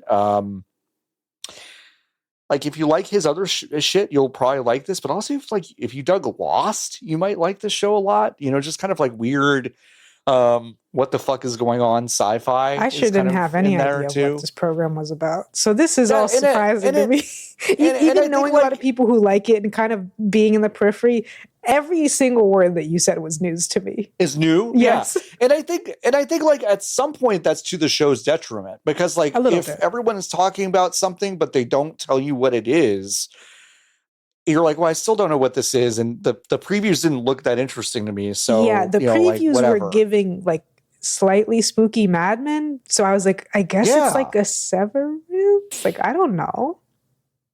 And that's if you had told me there were aliens, I would have made you vote for it. Yeah. I mean, I think I was like, I watched it because I like Vince Gilligan's other stuff. And then when I saw the first episode, I was like, oh, that premise is way more interesting than I thought it was. So, yeah, it's interesting. So if you didn't know about it and I spoiled it for you and you didn't want it to be spoiled, I'm sorry. I basically just told you what happens in part of the pilot. It is a pilot. It's good. It's a pilot. Go watch it. And then the Phlegms, punk band from Fayetteville, Arkansas, they have a new album out. It's actually been out since I think August, but it's called Gulp. And it's makes really sense because Phlegms. Phlegms. I mean, some of it fucking shreds. And I like that band a lot. So go listen to that. Also, I have an album. Listen to Mon Laferte's new album. Holy shit, that woman can sing. What the fuck? Because a lot of times, new album doesn't matter if it's someone who can sing at all. And this is a very like kind of Latin jazz influenced album. A lot of times, the opening song is going to be more mellow. Absolutely not. Absolutely not. Just listen to. I mean, the whole album's good, but listen to that first song. Lock in. Lock in, everyone. Great song. I love it. De Femme Fatale. De Femme Fatale. That's great. Music corner. Quick music corner. Why not? Quick music corner. Should we answer some Hive questions? Yeah. Let's do it. Go to vgbs.com/join and you can join the Hive. You can give us money. That's a great way you can support us. It's really the only way you can support us because we don't do advertising. So yeah, go to do that. If you do that, you can ask us questions every single week. You can go to the Hive category on our Discord, discord.gg/VGBs, and you can ask us a question in the Hive Questions channel. The number one question this week comes from Valerie B. Hey, John, since you're always saying there's not enough sports games, that means you're definitely going to be playing Inazuma 11 Victory Road, the latest entry in character collection football simulation RPG series, Inazuma 11, with the original story featuring 9 new main characters, over 5,400 players from across the series' history to collect and train, as well as exciting online tournaments. Right? Valerie B., I have several things to say. Okay.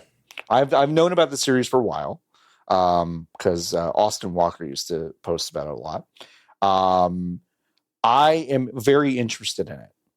Would you believe that no one in my orbit knew that this game existed until people had already started playing it earlier this week? The marketing for this was fucking zero. I did not know this game was coming out. So no, I have not yet. I do plan to, Valerie B. I do plan to.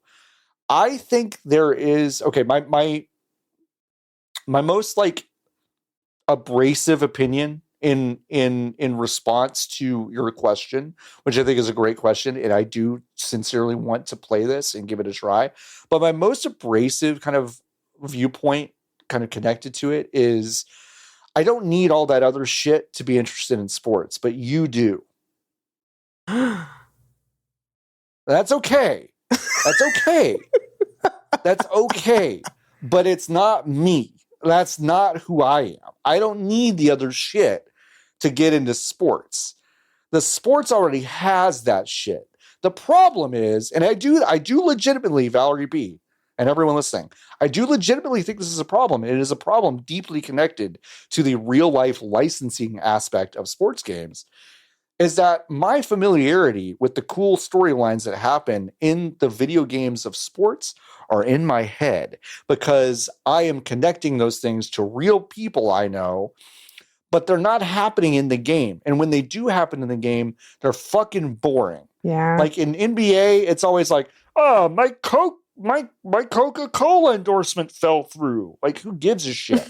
There's no romance. There's no beef. There's nothing real in it, which like you do get from Inazuma 11 and you do get from other sports anime games that like, you know, try to mix these two things. So I deeply admire what those games do because they're putting something into these games that is explicitly not in the text of simulation sports games based on licenses.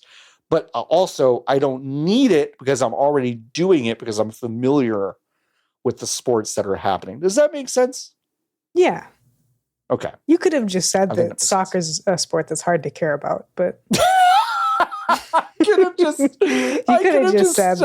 ended with that. No, but I mean that's I mean, for me, that's part of it. Every fucking footballer is playing for 15 different teams, and I'm supposed to keep track of that and watch their goddamn games at 1 p.m. and then 4 in the morning. 1 p.m.? Yeah, that's all the only time. Soccer's a horse shit. And the thing that's crazy, it's also at 4 in the morning for the people in the UK somehow who are actually watching the shit. It doesn't make any goddamn sense.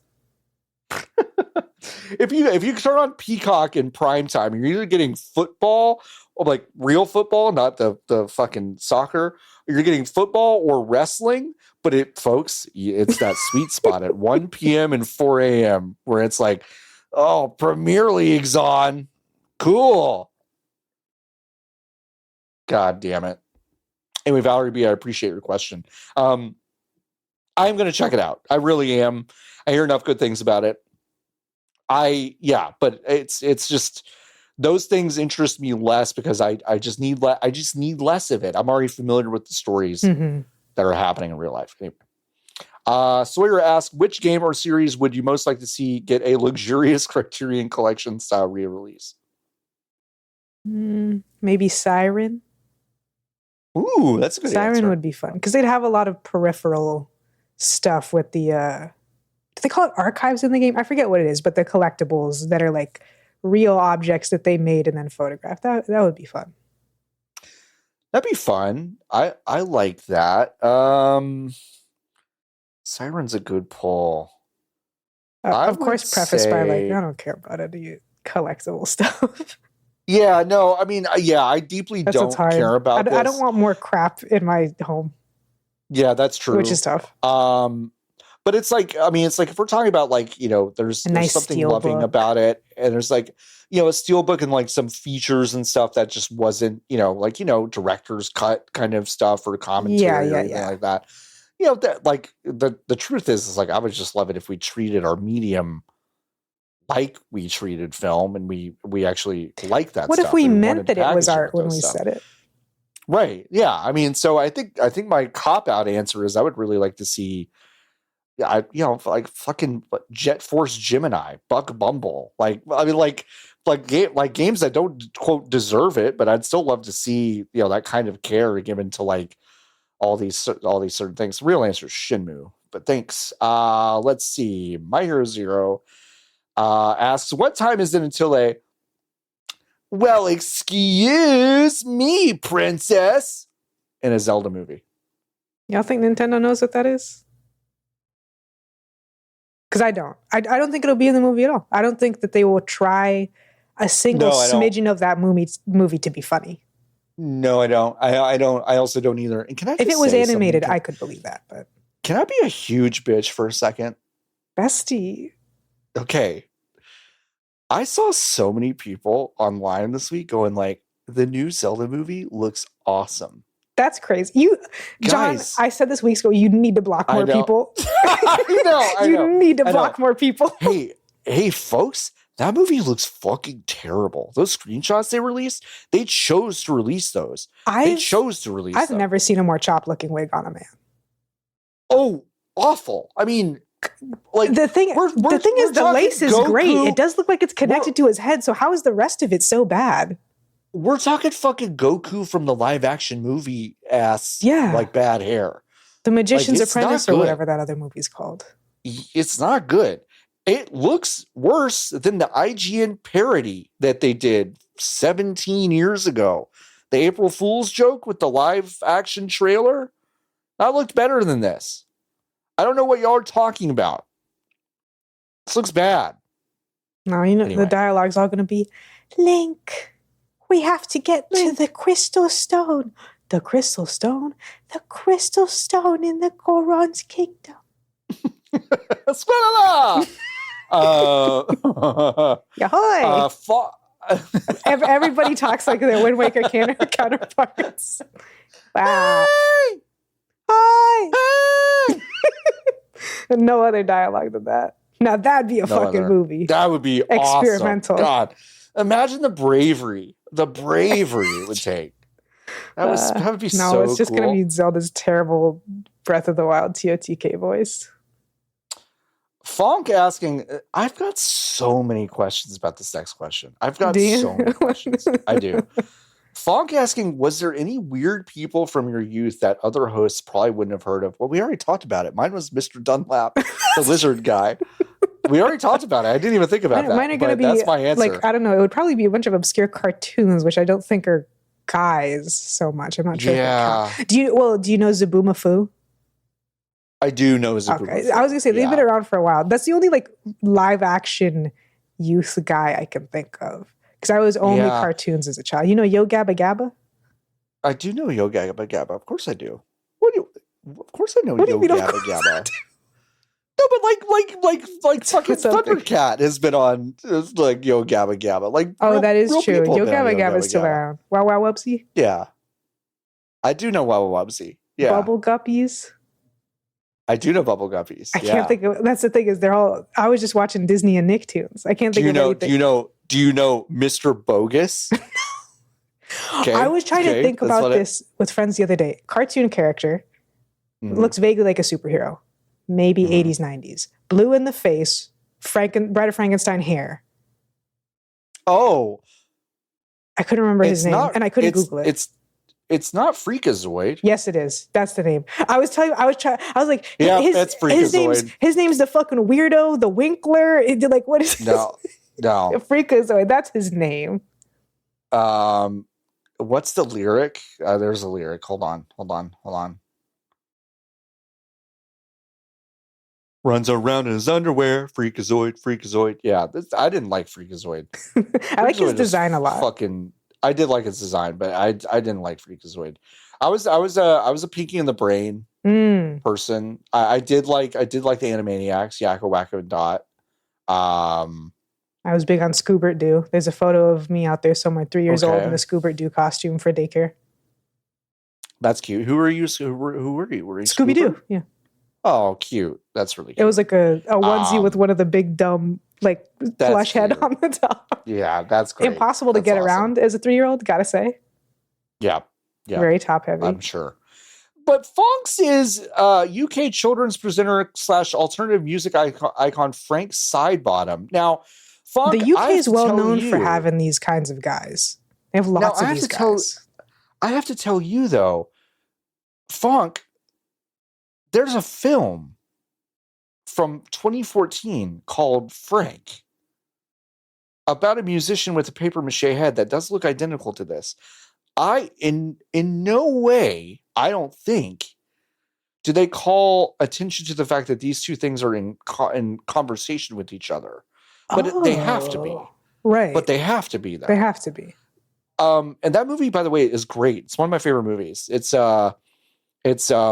Donald Gleason, and he basically joins a band with this guy Frank, who's played by Michael Fassbender, and Maggie Gyllenhaal is also in the band, and it's like a weird noise experimentation band, and the music is actually like fucking sick. It's a great movie. It's really good. But I did not know about this guy, and I want to know more. So Fonk, tell me more about this guy. I'm not gonna, you know what? Crucially, I'm not gonna look it up. You need to tell me about it. All right. Valerie B asking, what's the biggest unforced error you've ever made? Unforced error? I don't know. Man, oh man. The biggest unforced error I've ever made. Shit. Probably something stupid in the car for me. Yeah. Just like something, I can't think of what though. I mean, there's small ones like, 2 years ago, I completely chopped up like 12 jalapenos and absolutely dug my fingers into my eyes. Yeah. Like I absolutely have done that. I mean, that is just the worst. I've deep fried stuff with a shirt off. Don't ever do that. Yeah, don't do that. Like, don't ever do that. That stinks.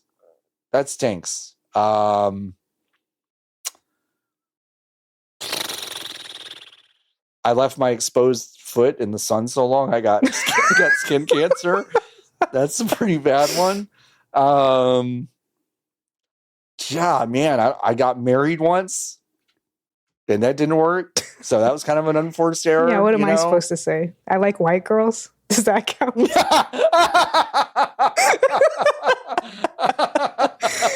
Make no mistake, folks. At least 30% of that from John is a pity laugh because he knows. I do know. But hey, but crucially, Lotus, fucking same. I can't think of anything. Got me into a lot of trouble too. So white girls have led me to places I wouldn't go with a gun, brother. God, come on, no way, brother. No, that's the thing. Is like biggest unforced error is so huge. Like totally unforced error. I can only think of like stupid shit with my car. I could get a new car. I'm not going to, but that car has problems. I could probably give you like. I mean, okay, like the biggest one I could probably give you. That was a little like, Trumpy there for a second. I mean, biggest. Okay, I can't even. You could only do it on accident. I can't do it. I could only do it on accident. I mean, like the biggest one, legit, was probably like I went broke doing a game studio when in my 20s, and just like Valerie made every decision every decision I came to, I made the wrong one. That's fair. So like that's more or less an unforced error and probably the biggest one of my life. That was probably it. Did I learn a lot? Sure, but only after I had put myself into a pretty bad situation. So, yeah, I ain't beating that. Yeah. Mm-mm. My Hero Zero. You have to wear a video game sentient hat for a full month. Jesus Christ. Mario's Odyssey Cappy, the Minish Cap, Eslo, or a third option in case I've forgotten about one. I can't remember one. I guess the sorting hat could be one, but we're not going to pick that. And also, he'll say one thing once. Yeah, and then he's done. Just talking for no reason. I mean, it's hard not to say Cappy. I could be a bird and fly around. I'd love to fly around. Cappy's fun. Minish Cappy's a little annoying. Kind of an asshole. But I love when he goes, Cappy. Eslo is kind of an asshole. Cappy. I can't think of any other talking hats, which there must be more. There must be more. That's the talk. Yeah. Nearly 3 decades ago, the fighting game scene was shitting out games left and right. This question is incomprehensible to me. It is to me, but we'll get there. Fonk asks this. You were commissioned by Ian Capcom and Joey Konami to make a fighting game that will just exist on the periphery. That's what I'm reading that as. It says on the sides, but I'm saying the periphery. A la Bloody Roar, Star Gladiator, Plasma Sword, Psychic Force. What is it?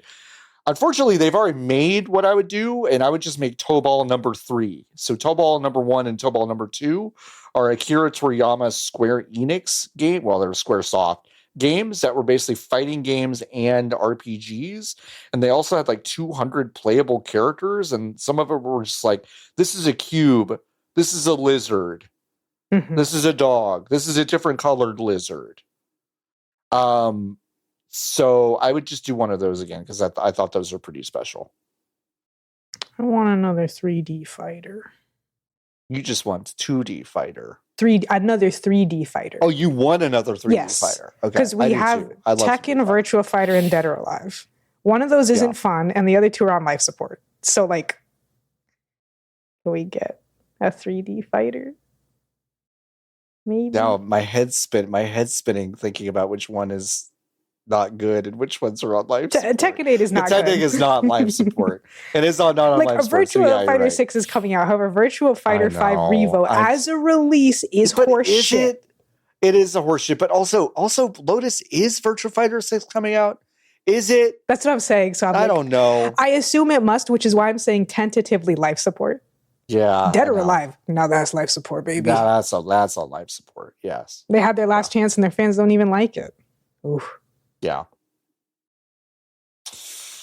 Valerie B asks, what's your favorite rap line of all time? Oh boy. So in the bad way, yep, I do quote at least once a week. I think it's Chun-Li by Nicki Minaj. Oh my God. So, I'm sorry. Let me look up the lyrics very quickly. It's the part where she's singing about King Kong. Sure. Name go ding dong. Sure. Let me just search for King Kong. All right. Bitch, it's King Kong. Yes, it's King Kong. Bitch, it's King Kong. This is King Kong. Chinese ink on, Siamese links on. Call me 2 Chains, name go ding dong. I quote it. That's really good. A lot. That's really good. A lot. That's Real really answer, good. I'll have to think harder about. I have two. I have one that, like, I know it is funny, but I'm also serious. I just like Migos stir fry.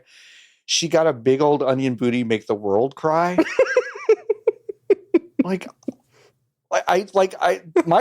love for that line runs so deep. You can't understand. Like, it's just so perfect and concise and funny. And I just love it so much. But I do love EBITDA from Clips, which is new out this year. It's just the fucking chorus. Went from heaters up to fevers up. Bitches in the back, the seat is up. Now I'm 10 times the EBITDA. If you let the money talk, who's speaking up? I really like it. Not only because it's kind of hard, but also it says EBITDA in the fucking line. It's talking about fucking EBITDA, guys. The fucking earnings before interest, taxes, depreciation, and amortization. It's awesome. Another great line. It's great. This is from the remix of My Type by Saweetie with City Girls and Janae Aiko. You ain't never had a bitch from Slauson. That's amazing. Because I need to be so clear. I think Slauson's in California, Los Angeles. No one outside of there knows what the fuck that means. And Slauson's a funny word. So critically, unfortunately, I can't think of any actually good and real ones off the top of my head. Only real stupid shit, like when Nicki Minaj features on Idol by BTS and starts her verse with "What's good, Korea." What's good, Korea? What's good, Korea? What's good, Korea? Maybe. It'd probably be a Nicki. I was a little bit of a barb as a youth. Oh, that's fine. She has a couple of really good verses right before she went off the rails. You know what's so unfortunate, John? One of her better verses all time is on that song with 6ix9ine. Oh, I know. Isn't that tough?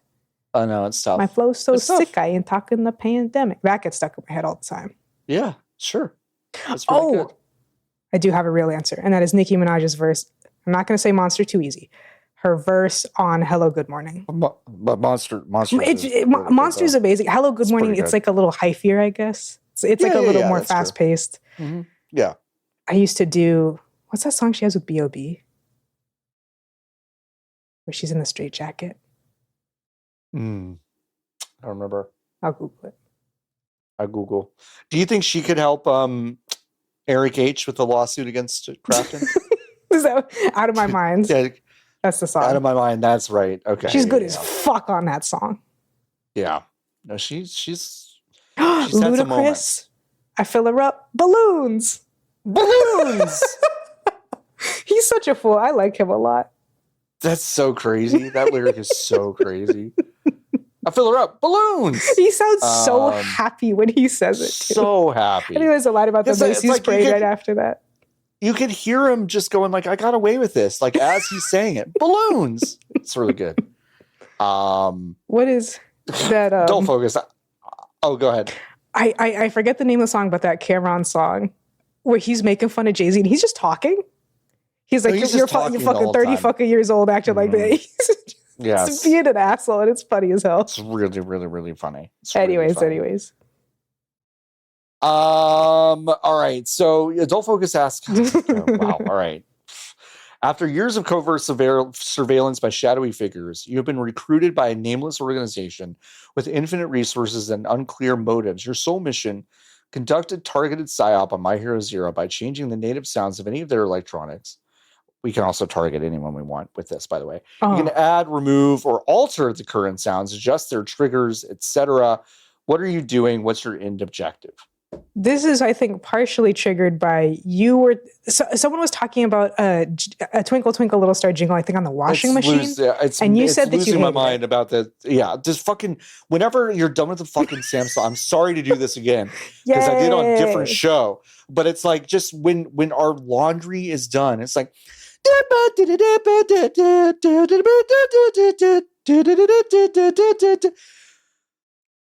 We don't need it. We really don't need it. We don't need that. So if I was doing the psyop, I would cut out this portion of the podcast, delete John's other stream VOD, and I would change his washing machine to the ESPN Sports Desk theme.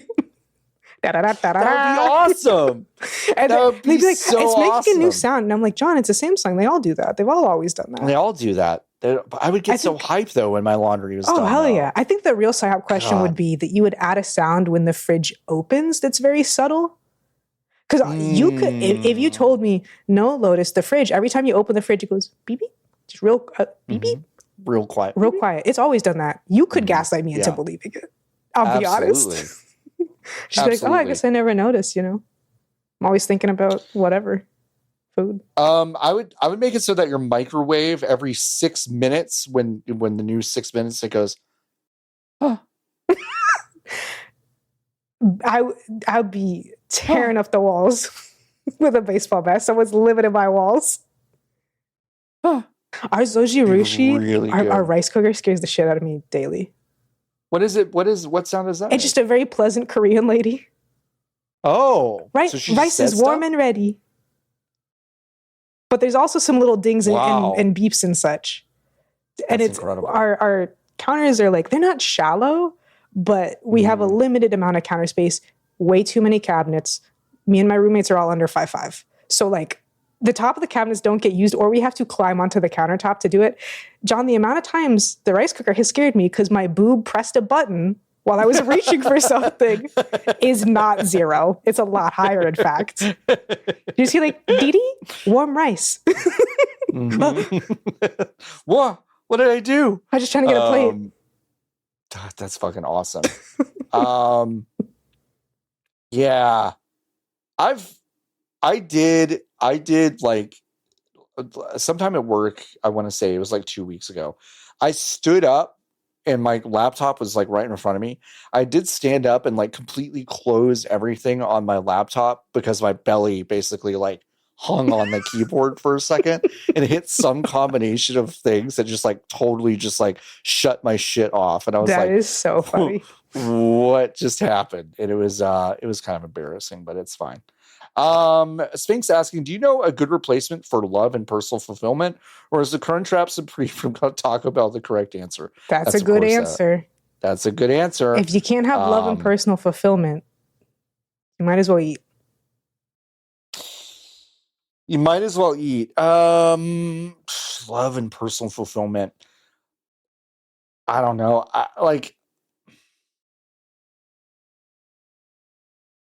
I think that's it. I mean, realistically, like a Crunchwrap Supreme is a great answer.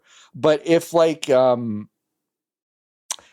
you like were having a bad day and you like left your bedroom and then like there was a tortilla lady in your kitchen just making fresh tortillas. You had the paleta lady before.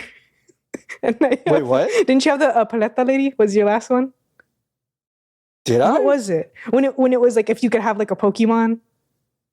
Oh yeah. And now you have the fruit lady. No, the fruit lady. Yeah. And now you got your tortilla lady. I got my tortilla legitimately, lady. If you're feeling like there is no love or personal fulfillment in your life, you're either hungry or it's past 9 p.m. And the Crunchwrap Supreme is available at 9 p.m. At 9 p.m. when you're hungry. So it's not a bad answer. No, that's totally. Sometimes true. You got to sit back and say, am I actually manic or have I just not eaten enough today? Yeah. Jason asking, if you could screen one movie or play one game in the sphere, what would you choose? Ooh, in the sphere. Oh, it has to be the Warthog run from Halo. Ooh, God, that's or such just a like good in answer. General, like, being in the corridors and then stepping onto the ring world for the first time and getting to actually see it like go all the way above you would be pretty sick. God, that'd be so sick. I can't think of anything else I'd want because also the sphere, that's something bad I don't like. Yeah, sure. Yeah, no, I'm not that into it. I think from a comedy perspective, I would love to like get my 3 best friends from high school to play like WCW NWO Revenge on the Sphere. Get Pablo Katamari. Battle royal. You are the Katamari. Fuck. I mean, Lotus, that's really a better answer. I would just be like, Pablo, guess what, bud? We rent out the Sphere and you get to play Katamari for the next 5 hours. And I would just be like, you just be sitting chilling, watching him play Katamari. That would be fucking sick. Have a gummy, awesome. Get some popcorn. We've now talked about Pablo, I think, 5 separate times on the show. He's now my favorite recurring character. It's probably time I tell him that this exists, and we've talked about him that many times. It's because you mentioned him once, and then by total happenstance, because I think it was another story about playing games as a youth. Sure. Yes. You just mentioned, like, oh, yeah, Pablo. And I was like, Pablo Katamari? Yeah, it's Pablo! Oh, my God. Pablo Katamari? Yeah, that's the best. That's funny. Jason also asking, boy, what's your favorite thing about your co-host? I can't believe you're going to make us say nice things about each other. As if we're the most vicious. Do you ever watch a podcast and you're like, they don't like each other? Oh, sure. Often. Yeah, absolutely. These comedy podcasts, John. These alleged comedians, except for those ones that role play as rednecks, they love each other. They do love each other. My life. Those two love each other. I would say my favorite thing about John, and I've said this before when talking about VGBs, so you know it's real, is that you have a very good and long-term read of the industry where, like, again, it's a thing that we talk about a lot is like, why are motherfuckers pretending y'all care about games or games journalism when you have no cultural context whatsoever? You don't care about the history. You don't care about old games. And John cares very deeply about all those things and has made it his business because he's passionate about games and has been for a long time and actually gives a shit and also learns and knows stuff, which is why I agreed to be on here because I also watched the program. That's really nice. Thanks. You're welcome. That's really nice. Easy answer because I said it before and I was like, got it. You got it. Yeah, fuck. No, so God, my favorite thing about Lotus. Well, despite what I think she would have you believe, I think she's a tremendously kind-hearted person, which I do love a lot. That's like a really big deal to me. I know it seems crazy. I don't think it's that crazy.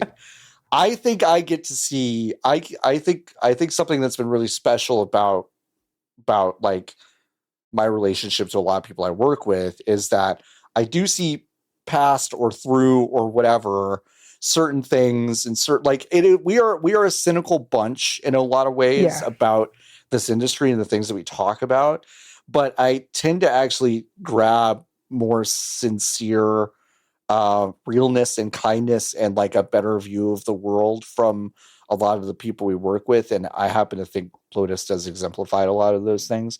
I also think Lotus is like genuinely one of the funniest people I've ever met in my life, which is sick because I've been meeting so many funny people like over the past 5 years, and I think Lotus is like very if not the top of that list.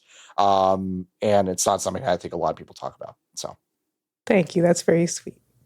Yeah. Although I will say, I do think it is something a decent amount to talk about. Nothing has inflated my ego than reading the comments for the first episode I was on. Oh yeah, no, that was a big deal. I think I said it once before. They were pretty psyched. Maybe it was on a stream. I was like, I don't recognize a lot of these usernames, but people are pretty psyched. This is like pretty cool. I know. It was very nice. And then sometimes, I'll see when people comment that like they liked a bit I did or something, and it means a lot. Yeah, being funny is fun. Yeah.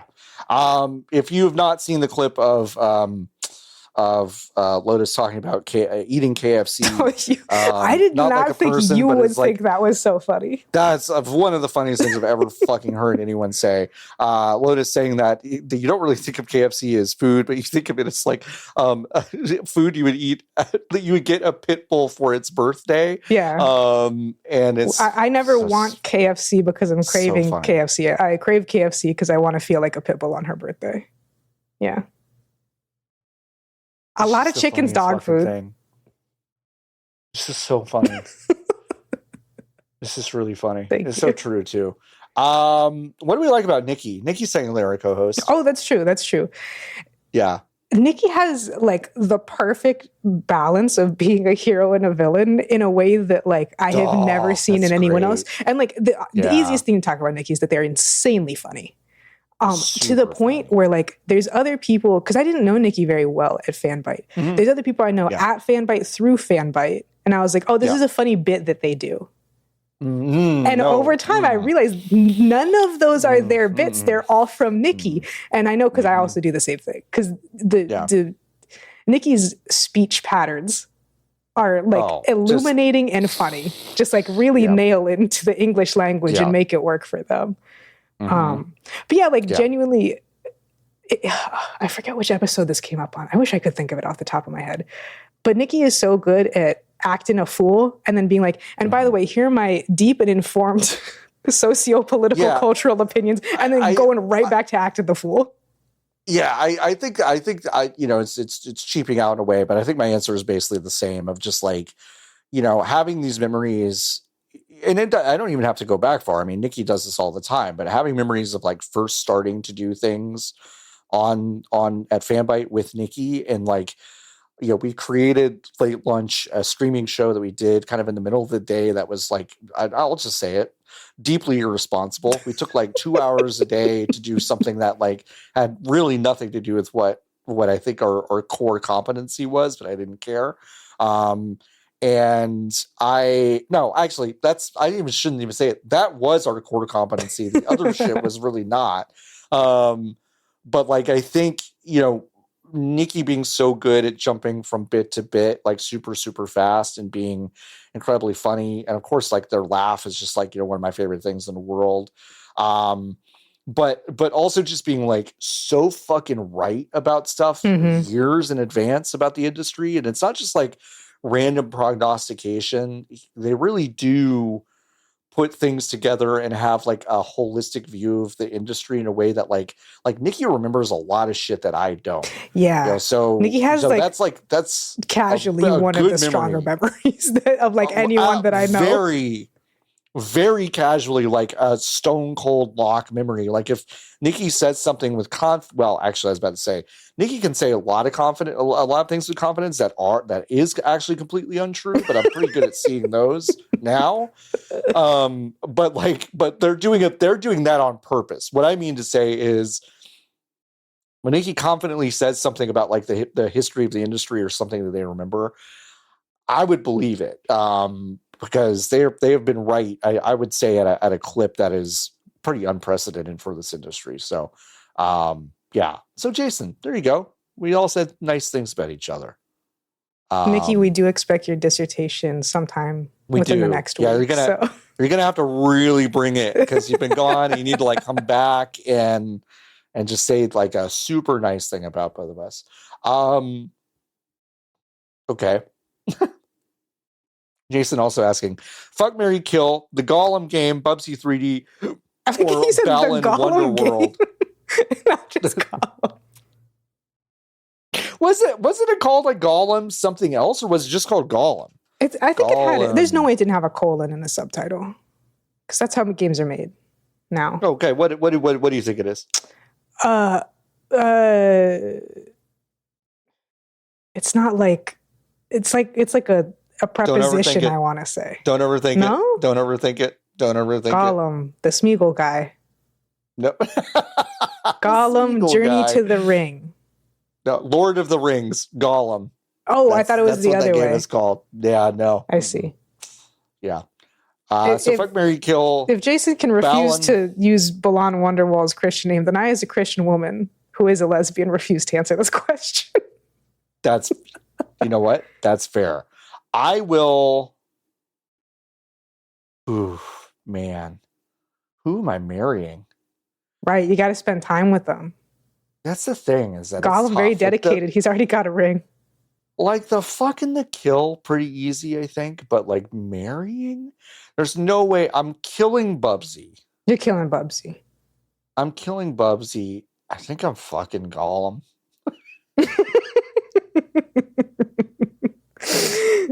That's what I say to myself when I'm eating cheese out of the bag at midnight. I'm fucking Gollum out here. Oh, but I hope someone needs to definitely clip. I'm fucking Gollum, and then I'll make that my washing machine noise. And I'll marry Bal in Wonderworld. Fuck. Okay. this is funny because I do have an anecdote. All right. This is of course Bone Chug Actual asking. You ever think about how mustard water is gross? And we have techniques and special nozzles to try to mitigate it. Yet mustard water that we love is completely and totally full. Wait, sorry. Yeah, mustard is compressed mustard water. Is compressed mustard water. I think about this a lot. The first time I got almond butter, I was like, what the fuck is this? This is disgusting. It's 30% liquid. I got to mix this up myself? Ew, it's got... Also, living in the same apartment with Pablo was one of my best friend's patients, who I'm going to see this weekend. I can't wait to see her. She would wait. What did you just talk about? How did I lose my train of thought? Mustard, but what did you? You were talking about almond butter. Fuck! That's so crazy. Anyway, Patience was like the person in our apartment that'd be like, yeah, I got some peanut butter. But it was always the fucking natural peanut butter you had to fucking stir up and raw milk. Pablo and Aria and I, the other three people in the apartment, just berating Patience over the fact that we could have Jif anytime we want, yet you want this natural shit we have to mix together every time. It's like we're fucking George Washington Carver out here. Fucking unbelievable. Jason asking a horrifying question. Hey, Lotus, how's League going lately? This is like a trick. I have been through my rehabilitation. The answer is legitimately, I don't know. Wow. I have no idea. Presumably, it's November 21st when we're recording this. Worlds is over. I don't even know who won. I don't know who is there. Okay. Am I guessing? I used to be able, I don't think I can do this anymore. I used to be able to name like the first 12 world champions. Yeah. In a row. Now, I mean, statistically, T1 is always a safe guess. Yeah. But I feel like if they won, I would have heard about it. DRX and DRK changed names once a year. Here's the thing, Lotus, is that I could look at anything and I wouldn't be able to, like, when I look at stuff about like what League is up to and esports and League and stuff, it is just that meme in Westworld. Well, that doesn't look like anything to me. No, it doesn't look like nothing. One world. It doesn't look like anything to me. Oh yeah, it is T1. It doesn't look like. Oh my God, KT Roaster made it to the championship though. That's crazy. Wow. The old school Korean rivalry. So if League's just Koreans again, it's not worth watching. Yeah. It's not worth I'm sorry. Korean League of Legends is boring as all shit. Why is it boring? So in the history of League of Legends, keeping in mind, prior to League of Legends existing, the most popular esport in the world was StarCraft, and it was only popular in Korea. But like by volume of people watching, it was still, I think, the most popular. And it kind of like ratified like how esports work.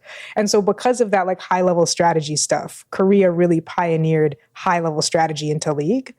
Famously, Korean League of Legends is extremely boring, heavily optimized. It's not as bad now because Riot's much better at like putting their thumb on the scale for how the game should go, how the pace should go, how the game should be played, which is also more boring though overall if you think about it. But yeah, like infamously in, I want to say 2015 or maybe 2016, there was a long periodically time where League of Legends matches on average were 35 to 50 minutes long. You're right, yeah. And it was because Riot was just kind of off that year and Korea would never give up and force you into constant strategic stalemates. And they're not as well known for like team fighting. Like they can, but they won't pick team fights unless they think they're going to win. Yeah. Like have a high percentage chance to win. So it's just very boring to watch. This is boring. Huh. It's boring. That's interesting. Yeah, there were many years where it was like, especially if you're not the number one Korean team, you just play the most boring fucking League of Legends on the planet. T1's not as bad, but yeah. All right, we have another question. I am at a loss for how to answer this one, so I'm looking up a couple things. Fonk asking, what is a game you never got to play because it didn't come out in your country? Hard question, because if it didn't come out and I've never heard of it, I don't care. Like, it should be Mother 3, but I have played it a bunch, so... Yeah, and the other thing is that, like, it's fine, because it's like, it's still a totally valid thing. I mean, you're asking a 40-year-old this question, and a 40-year-old can answer this question because this is something that was I think, a much bigger problem. I said Siren earlier. Forbidden Siren 2 never came out here, I think. So sure. Yeah, for me, like, 30 years ago, there were things that were coming out that I missed. Like Bahamut Lagoon was one of those like games that was just like, that's one of the Square things. I can't play it. And of course, it's like disappointing, whatever. Moon was the same way for a while. And then I got to play it. I didn't know about Moon for the longest time, so it just wasn't. So like there are games like that. I don't know if there's anything that I have actually missed. Nor would I think it really was pretty much like some Square Enix stuff that by now I have played. But yeah, I can't really think of anything. There was like a Virtual On game that I do think eventually did come out for Dreamcast, but it was very late in the cycle and very rare. So that doesn't really count, but it was bigger in Japan. And what are those games that Suda took over and fucked the shit out of? Twilight Syndrome. I don't think those ever came out here. Yeah. But I'm only interested in the ones that he didn't work on. Or I shouldn't say didn't work on. The ones that he didn't have a lot of control over, which I think is called Moonlight Syndrome. Something like that. So I guess that'd be nice. That'd be nice. But you don't know what you don't know. You don't know what you don't know. I got Grandia for Saturn. It came out for PlayStation like a couple years later, but I was mad about it at the time. That was Japan only, I believe. That was Japan only. That was one I was upset about. I do remember that. My Hero Zero asked, did you ever want or have or want a Super Boy? Probably a question specifically for John because we were old. My Hero Zero, I have to tell you something. I don't fucking remember this janky ass fucking thing. I don't remember this. This looks like a Nintendo, a Super Nintendo controller with a little screen on it. Also 2 ports for controllers in the front. And you basically jam one of a Super Nintendo game into the top of it, like a Sega Nomad, which I did have, which played Genesis games. I didn't have this. I knew no one who had one. This is news to me. I don't remember this. They look so new. They do look kind of new. Like, I think if, like, obviously it doesn't look like a Retroid, but if like a different brand had made this, I'd be like, yeah, okay. I read the name first and I thought it was going to be the Soulja Boy thing. I did too. I also thought that as well. But no, I didn't have one and I don't remember this existing. So cool. I'm going to rephrase one of these questions in a second. Valerie B, why the fuck are there no good pirate games? It's a shame, isn't it? I mean, like Monkey Island, but like being a pirate, it's good for the bits, but like it doesn't matter to that game necessarily. It really doesn't matter if you play the latest one, but I think it's just because the pirate drama and conflama is so like all encompassing It's like, you know, when people like Nintendo hire this man and it's like a shitty, ugly, like super up-resed Bulbasaur. It's kind of like that, where it's like, well, if I had a pirate game, you would be able to go all over the ocean and besides the real world, or at least the Caribbean, and you could fight other pirates, or you could be your own guy, or you could free slaves, or you could fight the crowd. Like it would, like the appeal of pirateness is like kind of too broad. It's very broad. You'd have to have Bethesda make it, and then the monkey's paw curls. Yeah. I mean, like Black Flag is like the Assassin's Creed game that's about to get remade. In fact, we didn't even talk about this. Reportedly, that's going to come out in the next few months, according to some rumors that are happening. It's like solid. Yeah, it's I think it's one of the only ones of these that tries to kind of do that. Yeah. But it can only do that because it's Ubisoft, and all of Ubisoft's shit is so fucking broad. Yeah. That's kind of how it works, right? So every pirate game has some sort of quality about it that I deeply dislike, like Sid Meier's Pirates, like too much fucking menu bullshit. Sea of Thieves, PvPvE. Sea of Thieves, I love PvPvE, like not being harassed. We were talking about the voice thing earlier. Do you know what I love? Not being harassed. It's different if the game is like that. If the game was just like that. Yeah. And even then, I don't want to do that. There's a lot to like about Sea of Thieves, except I just don't like any of it. Like beautiful gowns. Like, beautiful gowns. I just don't know what to say. Like every time I try hard with Sea of Thieves, and I'm just like, yeah, the water looks good. Love that water. That's about all I got. You know, Wind Waker's okay. Wind Waker's okay. Gets a little piratey at times, a little bit. All right, Lotus, are you going to play Poco? And I'm not going to ask the second half of that question. I'll play it before the end of the year. Okay. I'll play it before the end of the year. There you go. Okay. Beard Dragoon asking a question that I believe we tried to answer on episode 1 of 99 Potions years ago at Fanbyte. Is RPG too broad of a category, genre, format? If so, what do we do? Throw categories out the window? Burn it all down? You don't want to get me talking about game genres. I mean, Beard Dragoon, kind of. Yes, it's not too broad because game genres are stupid. They are all marketing terms. They should be broader. Yeah. Yeah. Metroidvania, an action game. Fuck you. Shut up. Yeah. An adventure game. I'm fully agnostic out to action, adventure, RPG, puzzle, horror. I don't give a fuck about anything else that like you nailed down between that. Let Call of Duty Black Ops 7 AI horror shit fight it out with some random shmup made by 3 dudes from Japan. Because those are both action games. I don't give a shit. Action. They're both action. We're pretty aligned on the genre thing, actually. I think if more genres were like a critical discussion, and even when you think about like movies and games, right? For movies, you can get some pretty specific ones, like Giallo and stuff is a very particular type of horror, but it's not called that like because it's this big critical discussion. It's like, oh, it's the ones that are kind of like that. Or like spaghetti Western. That's like a very specific thing. Usually when you're talking about a movie genre, you're talking about the genre of the story. And we don't do that in games. No. At all. Because we've decided that doesn't matter, which means that the only thing that matters is either the gameplay or more likely the stuff that's like marketable about it. You ever think about how Souls-like just doesn't exist as a phrase in Japanese? And we just mistranslate it every single time? I do. I think about it a lot. So normal. So Beard Dragoon, that's like, it's burn it all down. Throw categories out the window. Burn it all down. It doesn't really matter.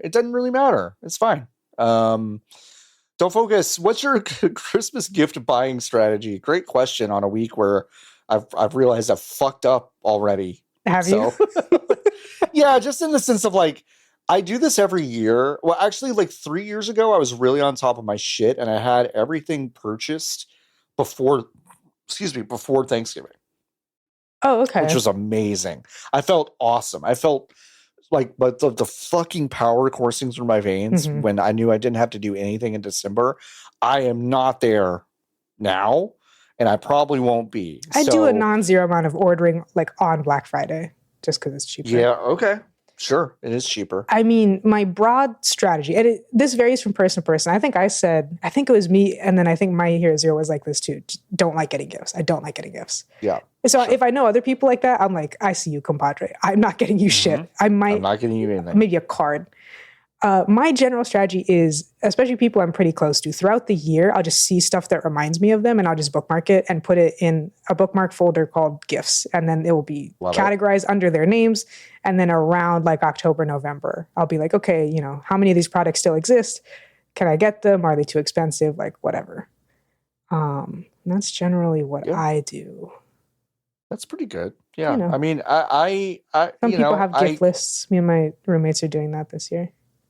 Yeah, I kind of round up like the usual suspects I know I will get stuff for, and then make a little bit of a list to myself to kind of remind myself of like things I should be on the lookout for, or just ideas. And I have those links.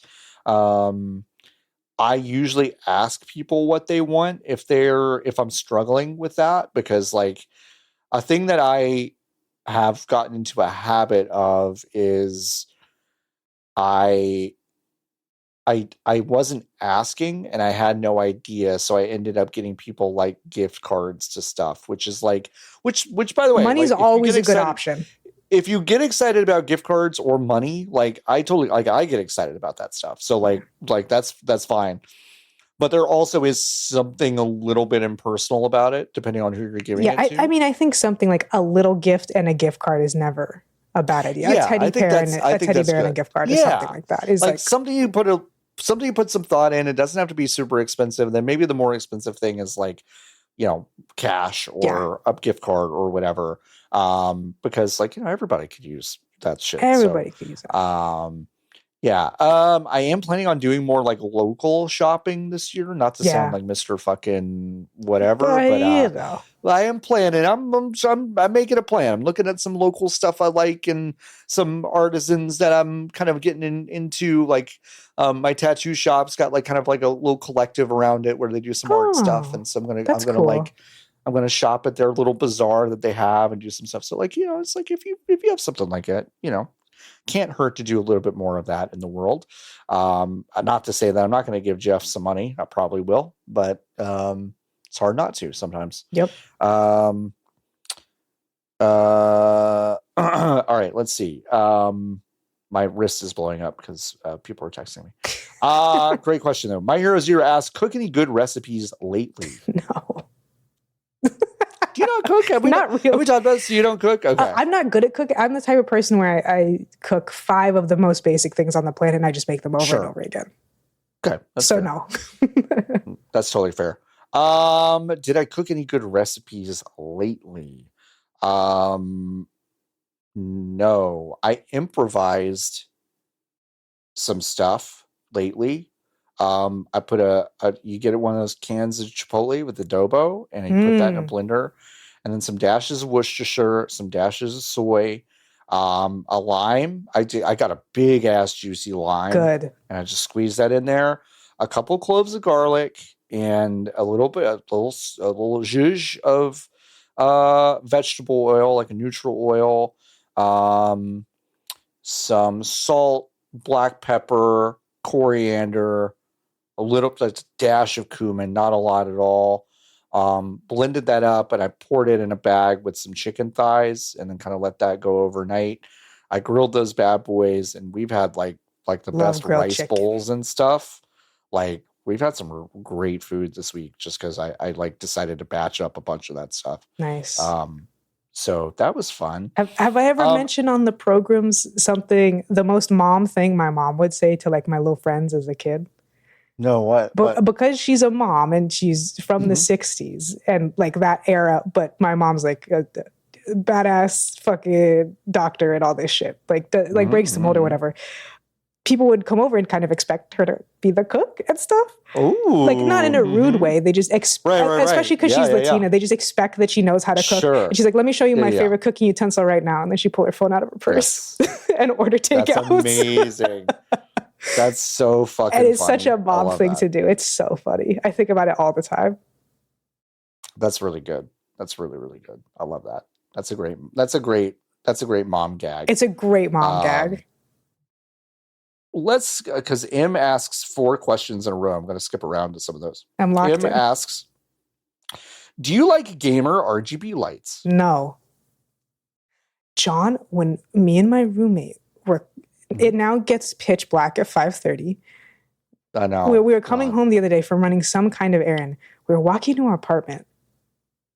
Bottom floor, like, right as you walk into the elevator, facing outwards, we can see someone's apartment.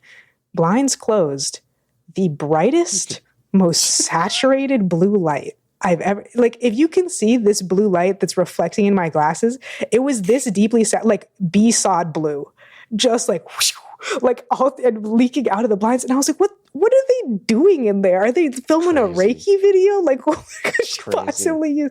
No, I hate that. I specifically bought my PC case, the RGB-less version, because I don't like them. I don't like them at all. I like warm lights. I think at one point I liked them in theory. In practice, I really don't like them. In practice, I really don't.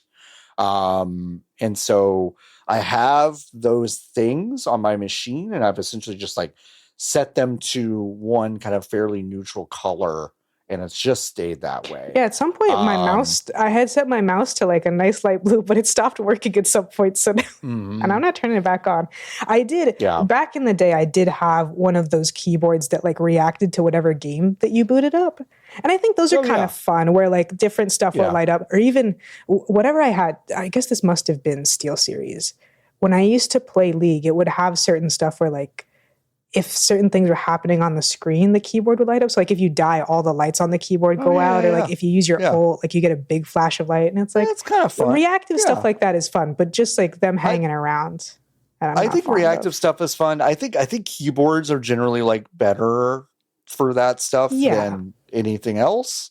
Because one, like if you're in a darker room, like it's nice to just have that kind of backlight to your keyboard. But like, I'm not as big into them. I think the LED bar on the new Steam machine looks kind of nice.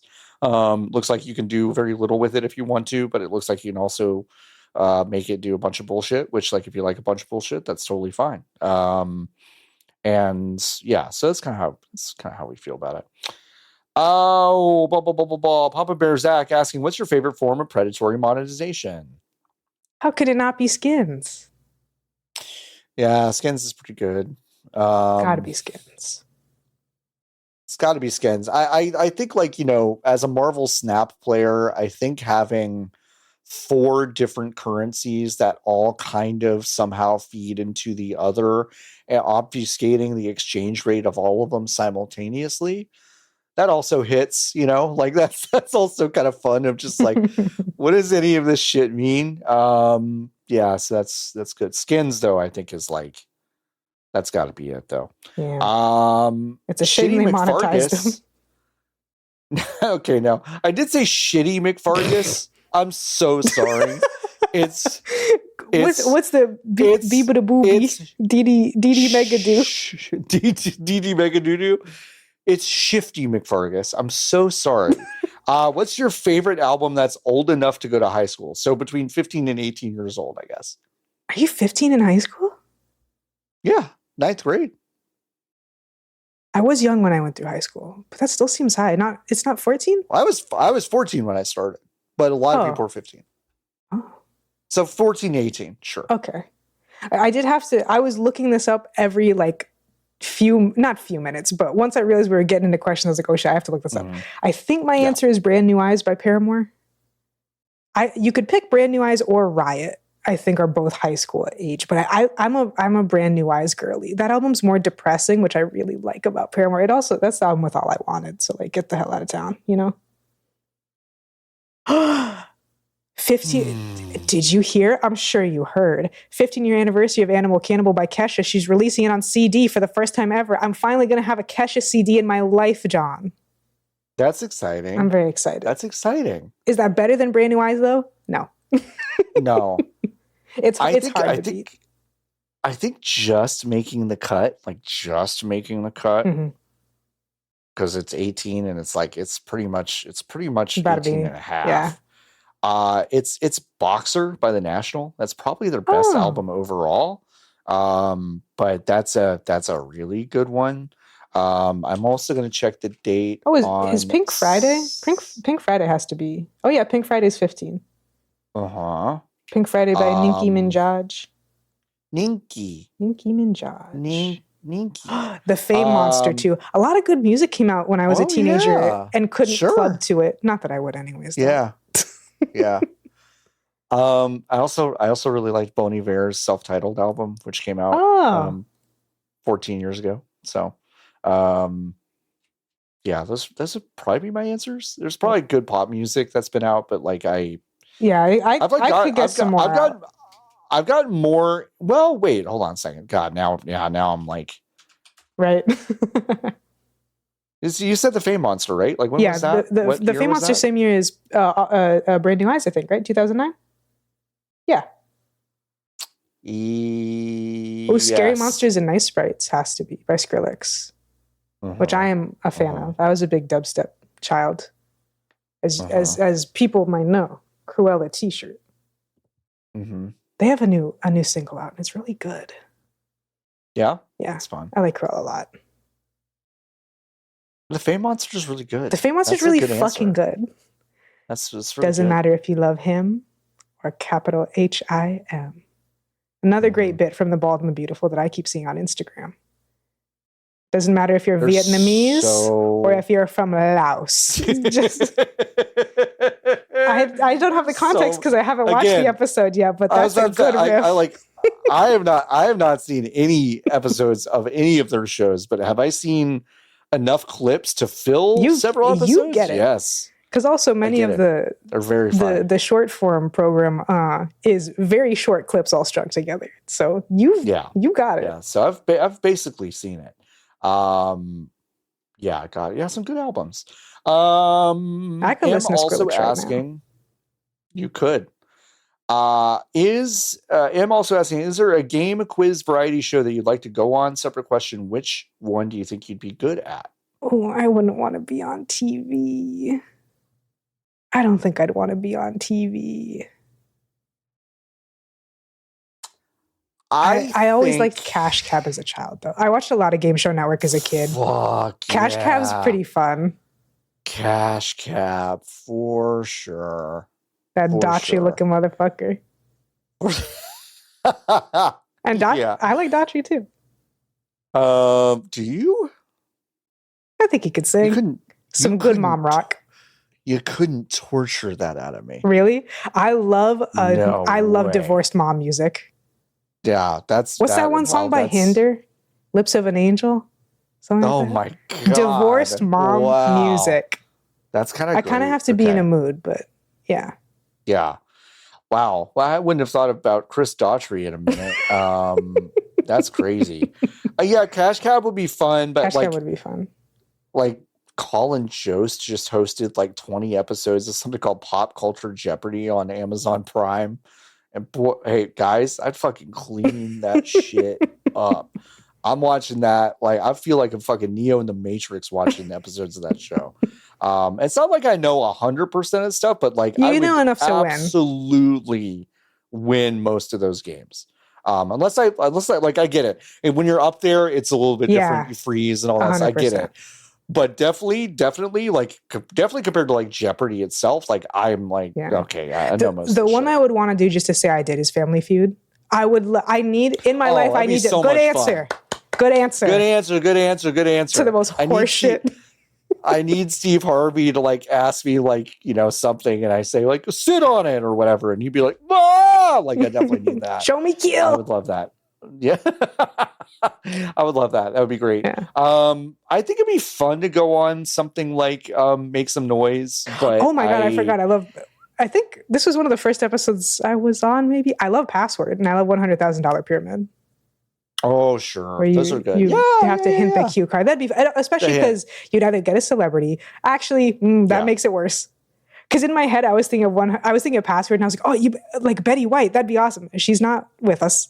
But she's not with us. She's dead. Unfortunately, if they did it again, well, they did have Keke Palmer and Yvette Nicole Brown. But there's a really high chance the celebrity would be ass. but you might bring a friend. But they did have Keke Palmer. They did have Keke Palmer. So it's really sink or swim. Like, what I love about Keke Palmer is that, and I can't decide if she if she knows and doesn't care or if she doesn't know, but she doesn't have to say yes to a lot of the stuff that she says yes to. You know what I mean?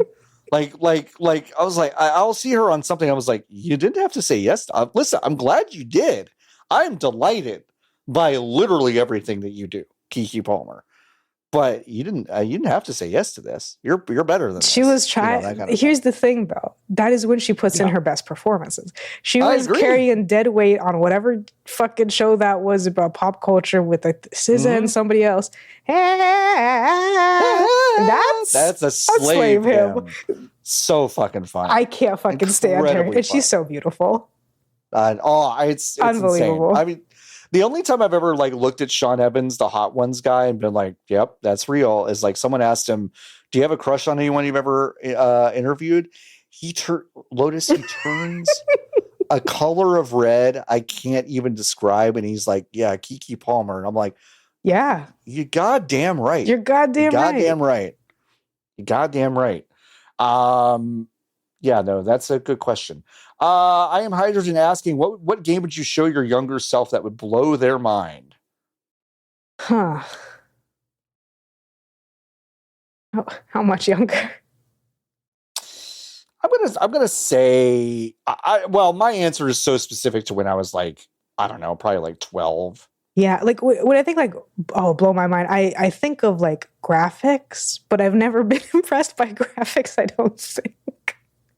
I like retroactively, I'm always impressed by Final Fantasy X. I'm like, wow, that looks that looks better than I remember it even.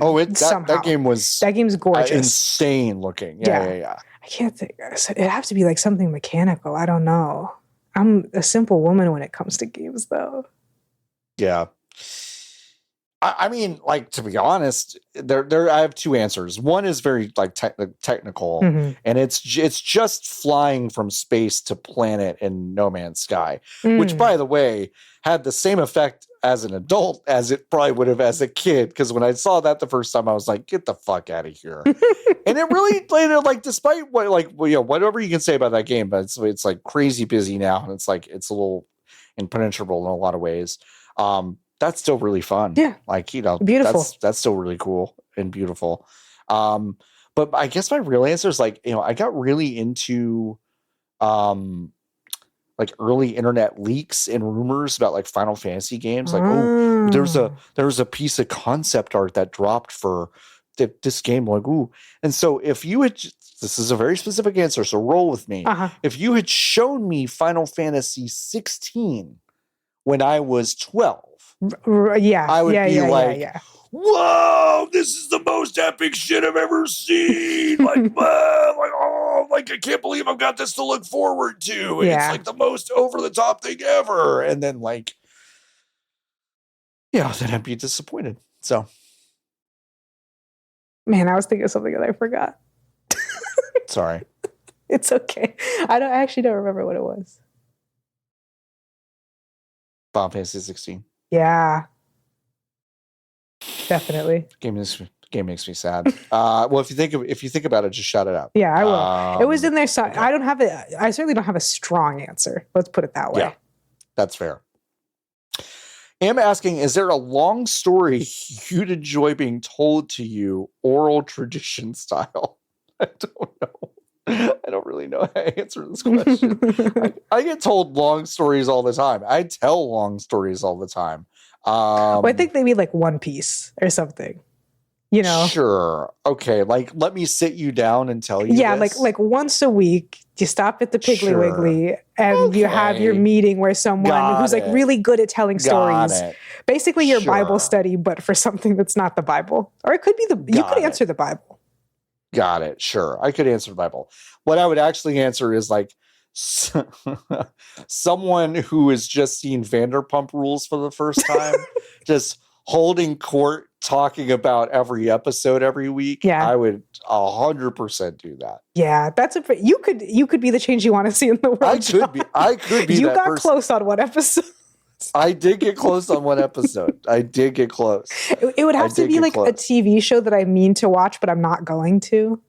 Okay. I do. Yeah. Ooh, that's good. I watched 1.5 seasons of Twin Peaks, and I binged it really hard to the point where I was like, I'll put it down. Never picked it back up. No, so maybe have someone binge me back up to speed. Okay. Maybe that would be a good answer. Yeah.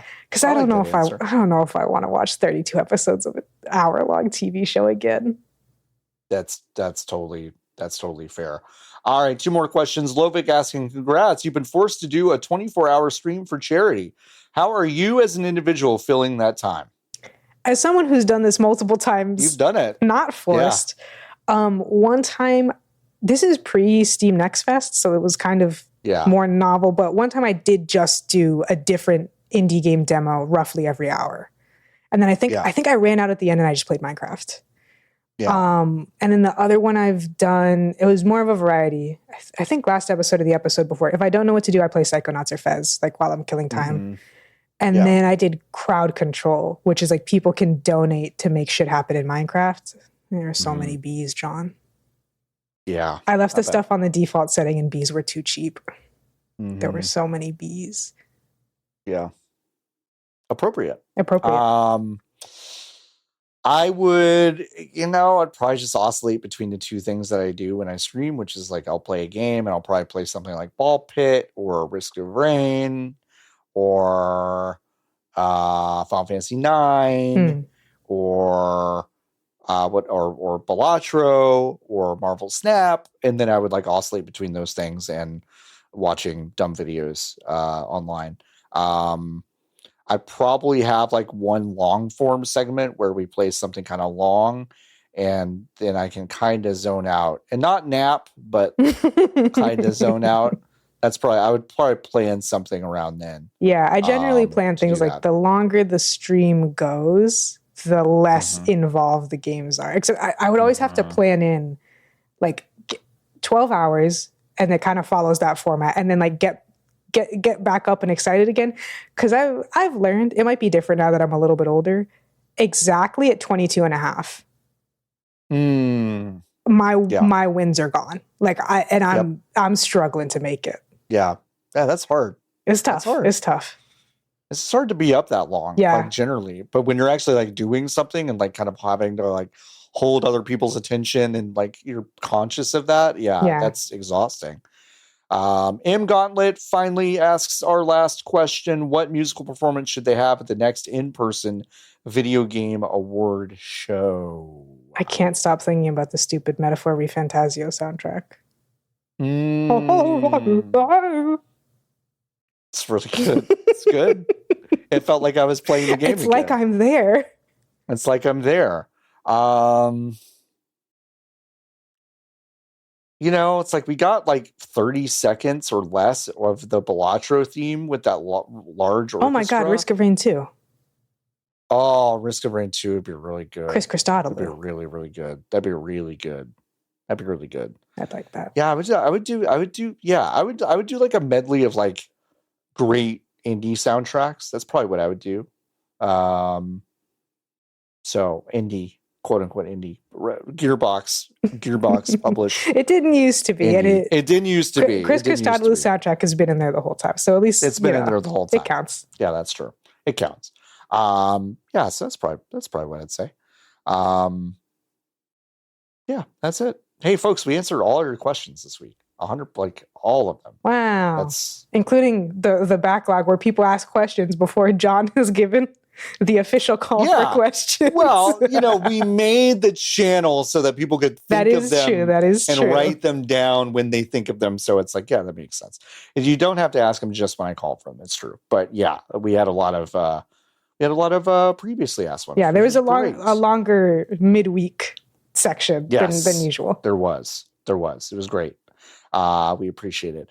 All right, we will be recording the next episode on Black Friday. So, get your questions in. Go join the Hive. We're going to be shopping the whole time. Be shopping the whole time. Bees be shopping. Am I right? Go to bgbs.com/join. Join the Hive. Support us. support the channel. Tell your friends about us. Leave a comment. That's something I've enjoyed. Like they're all like almost always like some comments under our YouTube videos. Yeah, it's fun. Awesome. Like that's really nice. So leave those, engage. I'll try to engage with them a little bit better than I have been. But that's always a really nice treat. I don't think we have any new reviews, but if you do leave a 5-star review, I will read it on the show. And like I said last week, I would probably read reviews that are not also 5 stars, but we prefer those. Yeah. We would prefer those heavily. Lotus, do you have anything to plug before we get out of here? Nope. I don't really either. So let's get out of here. Let's go enjoy our respective weeks and Thanksgivings and all that stuff. And if you are celebrating Thanksgiving next week, I hope you have a good one. And if you're not, then also enjoy your week as well. I'm not your boss. You can do whatever you want. I'm not the boss of Thanksgiving. I'm not the boss of Thanksgiving. My ancestors might have been, but I don't take credit for any of that. So, in the meantime, keep on buzzing.